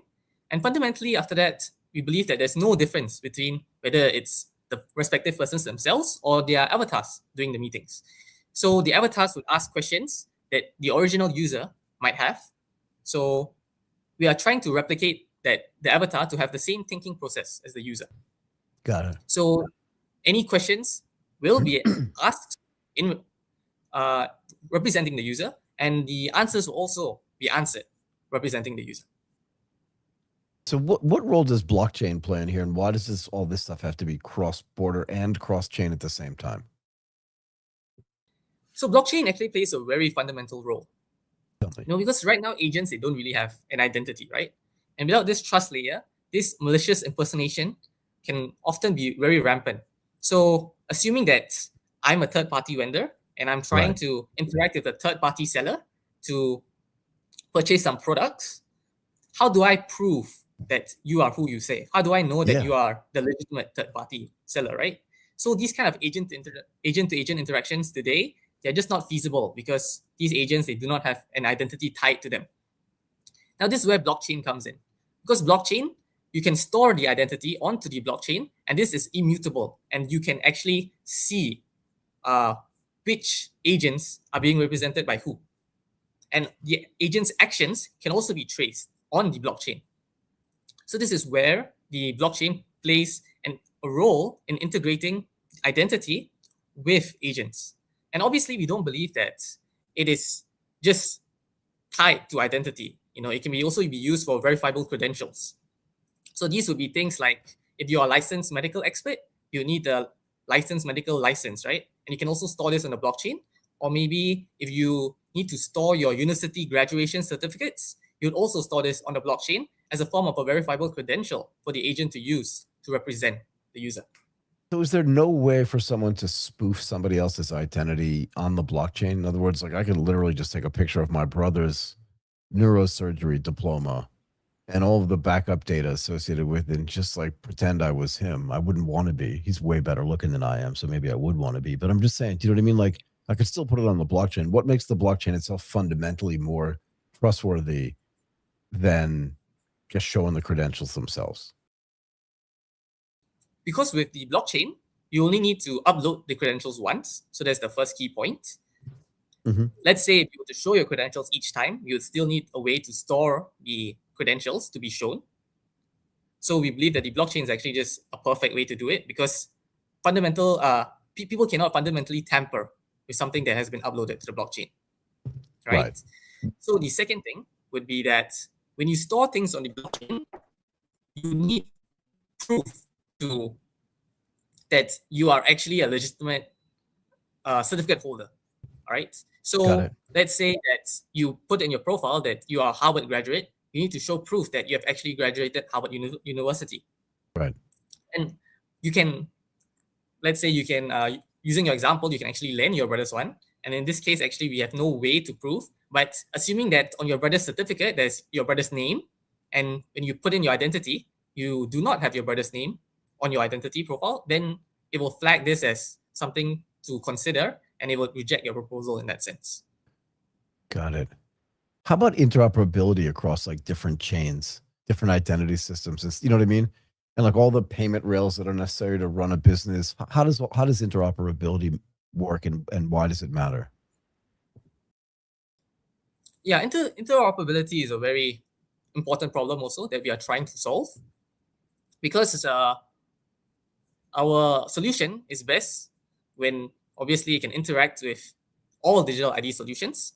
So in Malaysia, we are working with My Digital ID, which aims to provide digital identities for all Malaysian users.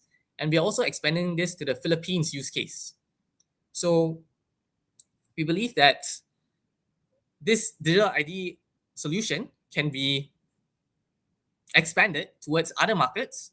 And we are also looking to target Indonesia and China as well for their national ID interoperability. So we believe that this is a very promising aspect of our solution, and we believe that we can have global interoperability between all major suppliers.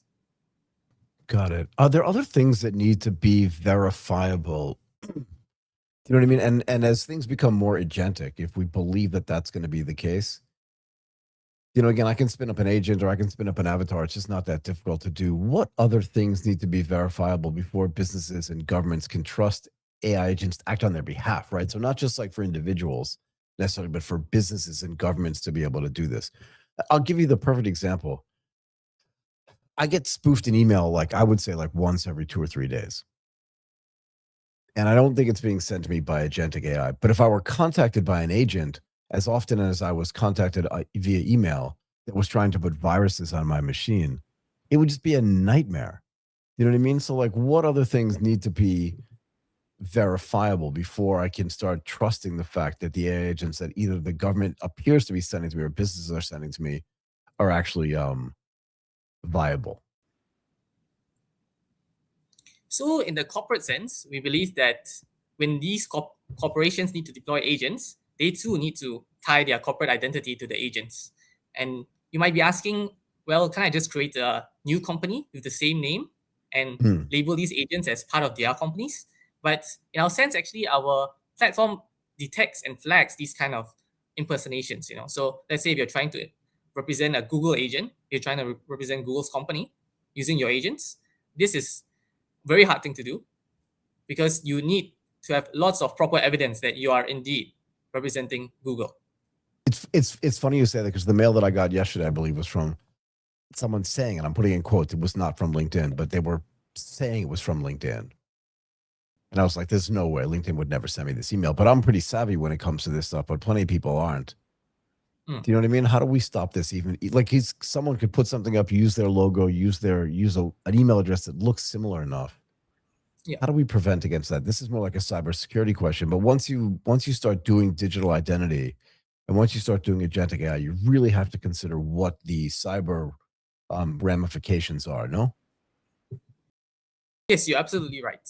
So we believe that the users should be able to check the identity of who is sending them. And this is the primary use case of the blockchain, actually. So let's use your example.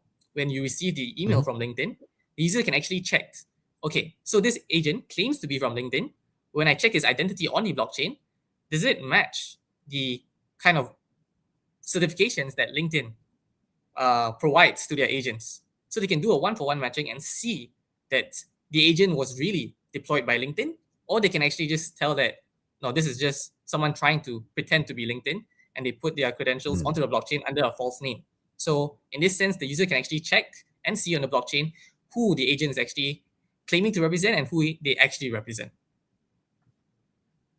How closely, if we both agree that cybersecurity is going to end up being very important in this context, and I mean, to be fair, it's important in multiple contexts, right? Wherever there's a digital surface, there's a cyber risk in my mind. How closely does Zetrix try to work with some of the cybersecurity platforms so you can get a better understanding of where the risks actually lie as you implement more and more services? So in terms of cybersecurity, we are actually deploying our own guardrails to ensure that the AI agents do not go off the rails. In this aspect, we are working with China's Academy of Communications and Information Technology. So this is a Chinese ministry that is tend to do this kind of security certification work to ensure that all these new technologies, they are viable for the public to use and to ensure that they are safe and risk compliant. So how we work with them is we ensure that our product is security guardrail. As I mentioned earlier, we have the verifier and permission controls, which ensures that the agents cannot do explicit things without users' explicit permissions. And the Chinese security ministry, they will do lots of black box testing. And this is so that they can try and flag out any edge cases that we might have missed. And if everything goes well, they will provide us with a security certification that proves that we are actually very safe to use and security certified in China, but also we believe that other countries will be able to trust their certification as well. Got it. Fascinating topics. Okay, CC, I'm going to let you go. I really appreciate you taking the time to do this with us today. Thank you again for joining the show. Thank you, Michael. Thanks for having me today. It was my pleasure. Martin, let's bring in our good friend David.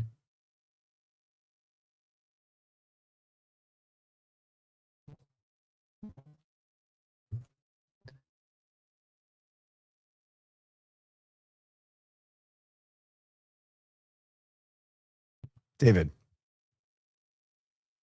I am doing well. How are you doing today? It's great to have you here. Let's get you into the main room and then we can get this thing going. Sounds good. Awesome. Okay, there you are. So David Irecki, Chief Technology Officer for APJ at Boomi. I hope I got that right. Thank you again for coming to the show. We wanted to talk today about how AI-ready integration, content as well. I want to make sure I pronounce both of those things properly, and governance help enterprises turn what in some cases are AI experiments into measurable business outcomes. But again, just to refresh the memories of our viewers and listeners, tell us a little bit about Boomi, and maybe the next time you're here, we won't have to do that. Well, thanks for having me back again. And yeah, for those who might have watched the last episode, Boomi is the data activation company. So what that means is we help organizations take data that's spread across various systems, their ERP, their CRM, supply chain, finance systems, and we make it usable in real time for decisions, workflows, and to your point, increasingly AI agents. Okay. So if AI, and look, I've done so many episodes for the ATP show, but also for our global show, a Global Tech podcast, where we talked about agentic AI. And to be fair, a lot of the people to whom I speak really say that like the uptake of agentic AI is even higher than like the news is reporting, if that makes sense. But that makes sense. It does though, right? I'm sure you hear it amongst your cohorts. We definitely hear it not just in the region, but globally. But has the ROI, or is it even too early, but has the ROI been disappointing for so many organizations, even as they're doing this uptake so quickly? Yeah, I guess to your point, the market's largely solved the question of whether AI works, but I think the harder question is now whether organizations can make money from it. So you're exactly right. A lot of organizations continue to adopt AI. They might be chatbots, they might be rolling out co-pilots, but that doesn't automatically create productivity or profit. And we've seen that in our own data. We recently had Omdia conduct some research in region, and they came out with a figure of 74% of organizations already have AI initiatives underway, but only modest financial impact. And that was recently backed up by McKinsey as well. They saw that a significant portion of businesses' technology budgets were moving to AI, around 60%, but less than 5% were seeing an EBIT impact.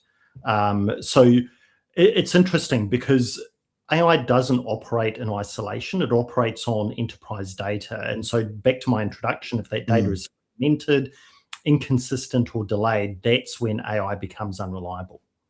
So many things to talk about here. I hope you don't mind. I'm going to dig into a couple of things, if you don't mind. Agentic AI itself, what are we in June? This is the end of June 2026.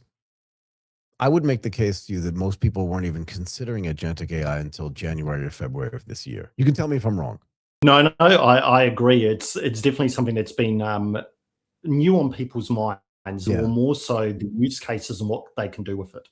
Right. So if that's the case, right, are we even in a situation where we have enough data? And again, you should know this better than anybody, right? As the data company, and at some level, we're making data useful company. Do we have enough data or even enough experience to say that like the ROI is not there? Or are we just at the beginning of this acceleration of the return on an investment as well, where people are, and do you feel like I know there's a lot here, but you feel like some people are going to like give up in the same way they do like when they're mountain climbing and they're like, oh God, there's so much up there. It's maybe I should just go home and have dinner kind of thing. And that the companies that don't give up are going to see their ROIs explode because not only are they getting more experience, but because they're not competing with other people that have kind of given up on this idea because, you know, as Uber's CFO or CTO said, like their token spending was just like way out of whack. So they gave up as opposed to going, let's just keep going forward and figure out how to make it more effective and efficient. Does that make sense? Yeah, it does. I think it's interesting. There's a couple of things to unpack there as well. Yep. The AI economics question is something that, to your point, or at least on our side of Boomi, has only popped up in the last couple of months. Fair so enough. I think it's going to become one of the biggest conversations over the next year because Agreed. the market spent the last few years asking which model was best, but the better question now is which model was appropriate. Because if you think about it, not every task needs an expensive frontier model. You don't need something like that to do expense approvals or leave requests or basic customer. Yeah, easy. They can be handled by smaller models or specialized models. So you reserve those more expensive frontier reasoning models for the genuinely complex work, and that becomes AI economics. And it's something we've all done before. We had to learn cloud economics when we moved to the cloud, same with storage economics, network economics. And so businesses now need to learn about model economics, inference of economics, and token economics. Do you think that the open source models, actually, I'm going to back up because I'm going to ask the real question here. Because this is what I feel like, but you're in this way deeper than I am. Do you feel like the models themselves, the frontier lab models, but models in general are going to become commoditized and that the services around the models are going to be more important in the sense that, as you mentioned, you said model appropriateness. At some level, if DeepSeek or Kimi or if Agnes AI can do 87%, a number that I've just made up off the top of my head, of the work that that ChatGPT can do or that Mythos can do, isn't it better to use an open source model in almost all cases than rather pay the token cost? As you say, companies are figuring out what the right way to do this is based on the economics, not just on the economics, but that's one of their calculations. Yeah, I think you're right. There's going to be a lot of figuring out what to do there, but it's interesting going back to your introduction. The two words you mentioned, context and content. We'll get to that too. Go ahead. Yeah, and that's what's really interesting for me when you talk about commoditizing, because content has now become a commodity. Every model is now capable of producing excellent content. It doesn't matter if you're using ChatGPT, Claude, Gemini's, and others. They all perform extremely well. So the real differentiator is no longer going to be content generation. It's more going to be around, does the model understand your business? Does it understand your customer, your supply chain, your contracts, your regulations, etc.? And that's where the enterprise value is going to come from. So how do you facilitate, and I know where this is going. Here's the question that I really want to ask you. I don't want to sound this way, but it's the only thing I can think of right now. If more and more companies are employing or deploying agentic AI, and if they feel like the pilots they have worked, but they're not convinced that their data is in the right configuration to be able to use this. And if it's not, they're not going to get the right results. Again, right. I don't want to do this, but like, doesn't it open up like this massive market for what Boomi does? Because every company's going to need to, and I don't mean that in a funny way. You know what I mean? Because now they're all going to look and go, okay, our pilot worked, but our pilot was on this very small amount of data that we use just specifically to test this thing. But if we're really going to do this at scale, we have to make sure that all of the data that gets input there, and you mentioned it's generally fragmented, it has to be fixed to work properly, that's a massive opportunity for you guys, no? Well, it completely is. I mean, the number one thing our customers are telling us, the bottleneck isn't those models, it's trusted data. Yeah. And that's what data activation is all about. And going back to the research we recently did in Region Vomdia, that was the number 2 investment. Number 1 was around data quality, security, and privacy with businesses. But number 2 is data integration and orchestration. Because if you look at the past, data was primarily used to support reporting, but today it needs to drive action because AI agents need context. So how do you control that context? Because you're right, the content, I may make the case to you that I don't think that the content output is as good as I would like it to be, but I would make the case that it's consistent across models, if that makes sense. You know what I mean? So Yeah, like when I look at what Gemini produces or ChatGPT, whatever, it's pretty consistent, if not the same. But the context of its understanding is wildly different. How do we control that? And maybe you can explain to people why that's so important. You hinted at it, but maybe dig a little bit deeper for me if you don't mind. Yeah, that's fine.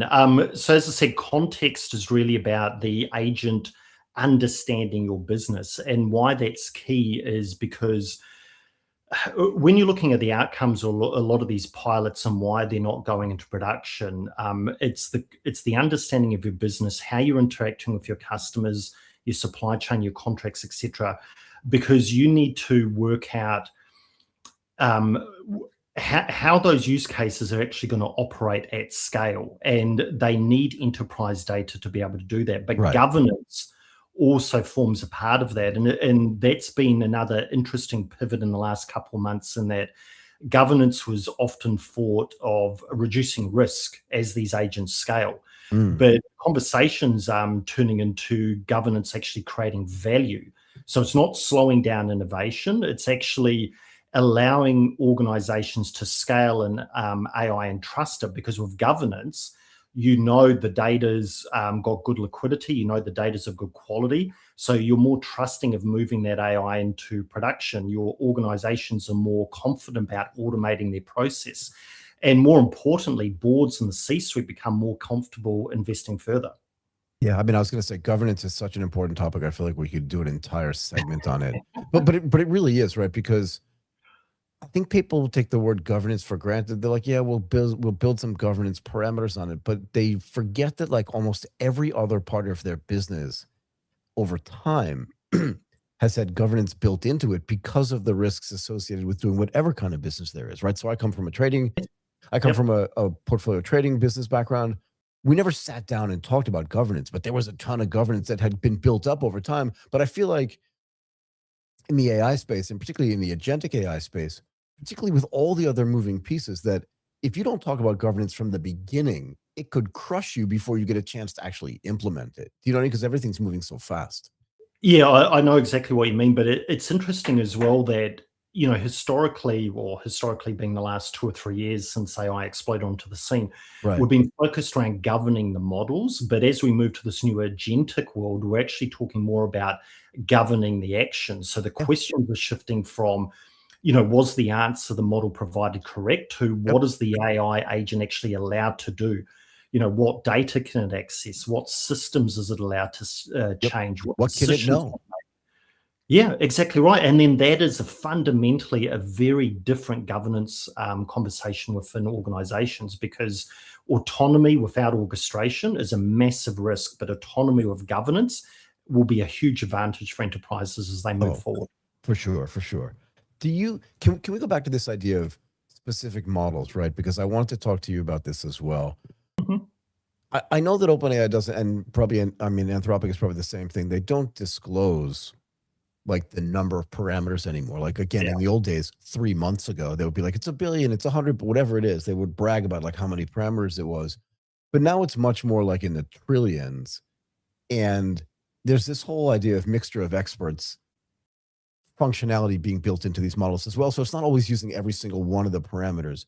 But do you see a world in which the models themselves actually get smaller to better define what that context is and make sure that it only knows what it needs to know to do your business, and there's nothing extraneous in there? And from an efficiency standpoint, model usage actually gets bigger, and that for some of those models, they don't become commoditized, but they become really effective because the context that they have is just so much more important. Yeah, I think we're seeing that at Boomi, at least in the APAC region, around the verticalization of agents. Yeah, that's what I was thinking. Yeah, so there's a lot of work happening in FSI as an example, healthcare, higher education, where you're exactly like they're distilling information down to smaller models and adding context to make it work from their businesses. The other one, which will be interesting as we move forward over the next couple of years, will be regulation, because there's less talk around data sovereignty these days and more talk around digital sovereignty. because we saw what happened with Claude and Mythos over the last couple of months. Yeah. So, being sure that you as a sovereign nation and as a business are able to run these models, these agents without fear of being shut down, that's going to be very important too. So what is your view on the fact that both of those companies have had their models not shut down? I mean, in Anthropic's case, they tried to take it down, but in ChatGPT 5.6, they said, we want to regulate who does and doesn't get to see this, at least, and it's just to slow the rollout. How do we feel about that? It's interesting. I was reading something the other day around, I think it was OpenAI, when they posted about releasing ChatGPT version 2 and how this would be such a huge risk and a huge problem for the world. Okay.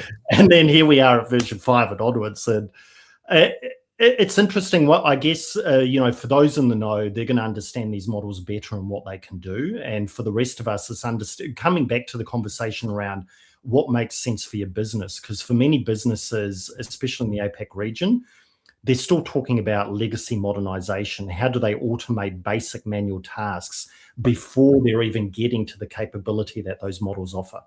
Yeah, fair enough. Just to continue the humor part of this podcast, hopefully this makes you smile a little bit. I was telling Martin earlier that I had a Power Mac G4, which was definitely underperforming Intel at the time. That was 1999, I believe, or 2000.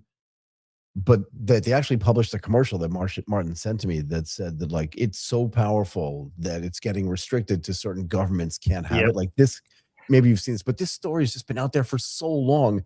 And part of me feels like maybe this is just like a marketing thing. I know it's kind of off topic, but you know what I mean? It's like, you can't have it. This chocolate cake is too good. I'm putting it on the top shelf and no one can touch this. And you wake up in the morning, it's gone, kind of thing. Do you know what I mean?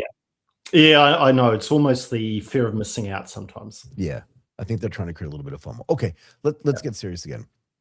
How do we help business leaders? We talked a little bit earlier about, like, when companies say that their pilots have worked, but they're worried about the ROI. But then how do we help them shift this conversation away from the hype around AI and towards, like, really measurable operating outcomes? And again, is time a factor here? What else is working in their favor or against their favor?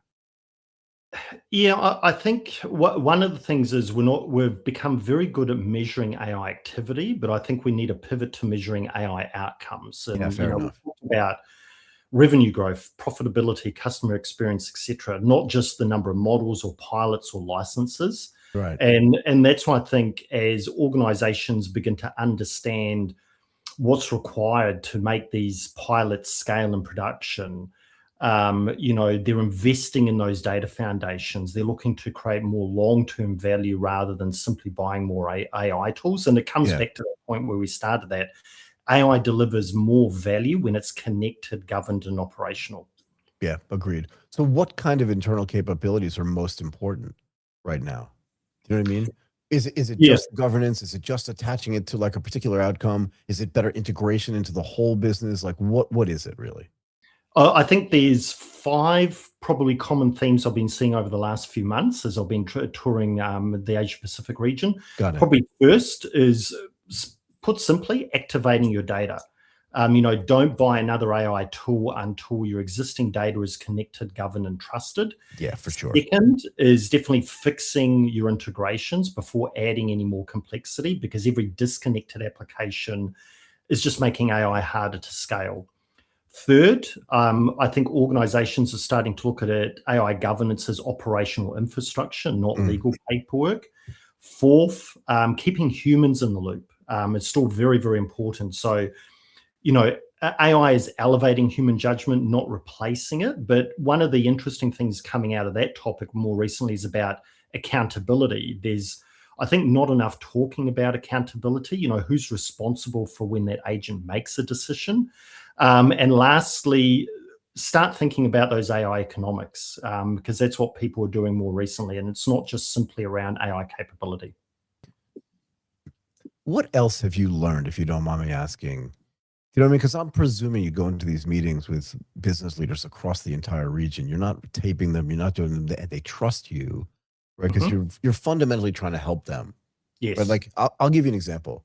when I was at Goldman Sachs, they're going to hate me for saying this, but when I was at Goldman Sachs and I would go on business trips, I wasn't 100% sure that the people on the other side of the table trusted the fact that I was actually trying to help them. I was, but I'm not sure if 100% that they believe that. But when you come in like you are, you're trying to implement AI, you have all this data. We know how to make that data more actionable and effective for you to be able to do it. Let me see if I can figure out how to help you.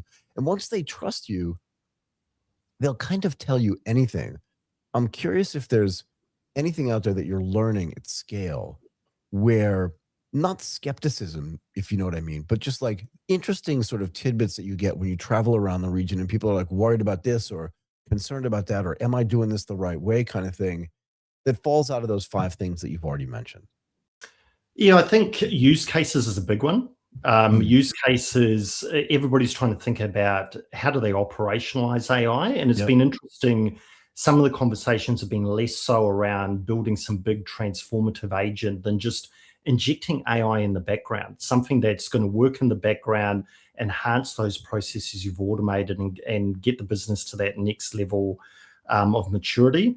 That's been one. I think the other one we've just touched on slightly has been around choosing the right intelligent for the right workload. Fair enough. That's becoming a bigger discussion in the background.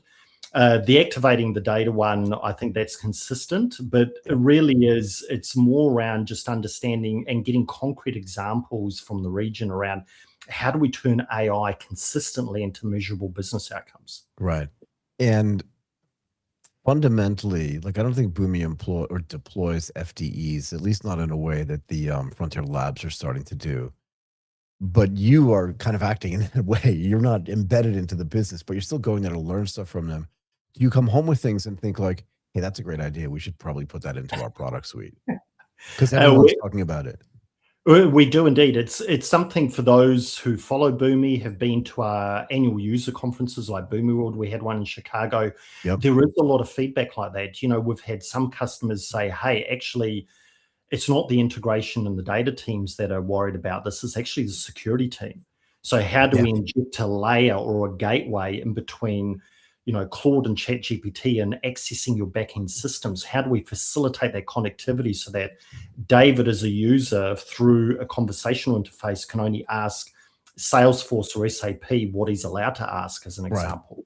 Yeah. Or maybe they're starting to understand that AI actually doesn't understand their business. They don't understand the nouns in their business. So let's have a meta glossary where we can actually help AI understand the terms our business uses. Or lastly, you know, that we've been talking a lot about context. How do we turn a lot of the unstructured data in our organization into data that these models can use? So how can we wrap that up in a knowledge hub, as an example?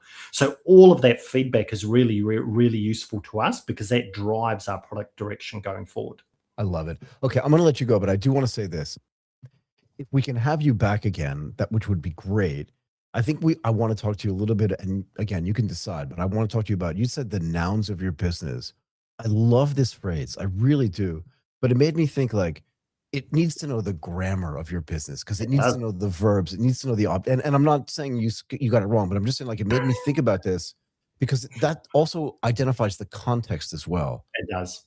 Yep. Right? If I don't understand, like I can understand every Japanese word in the world, but if I don't know Japanese grammar, I don't know Japanese, if that makes sense to you. That makes complete sense. So I want to focus on that maybe a little bit the next time we talk, but also I don't want to go down the rabbit hole today of like how all of this new activity opens up cybersecurity and just other security risks.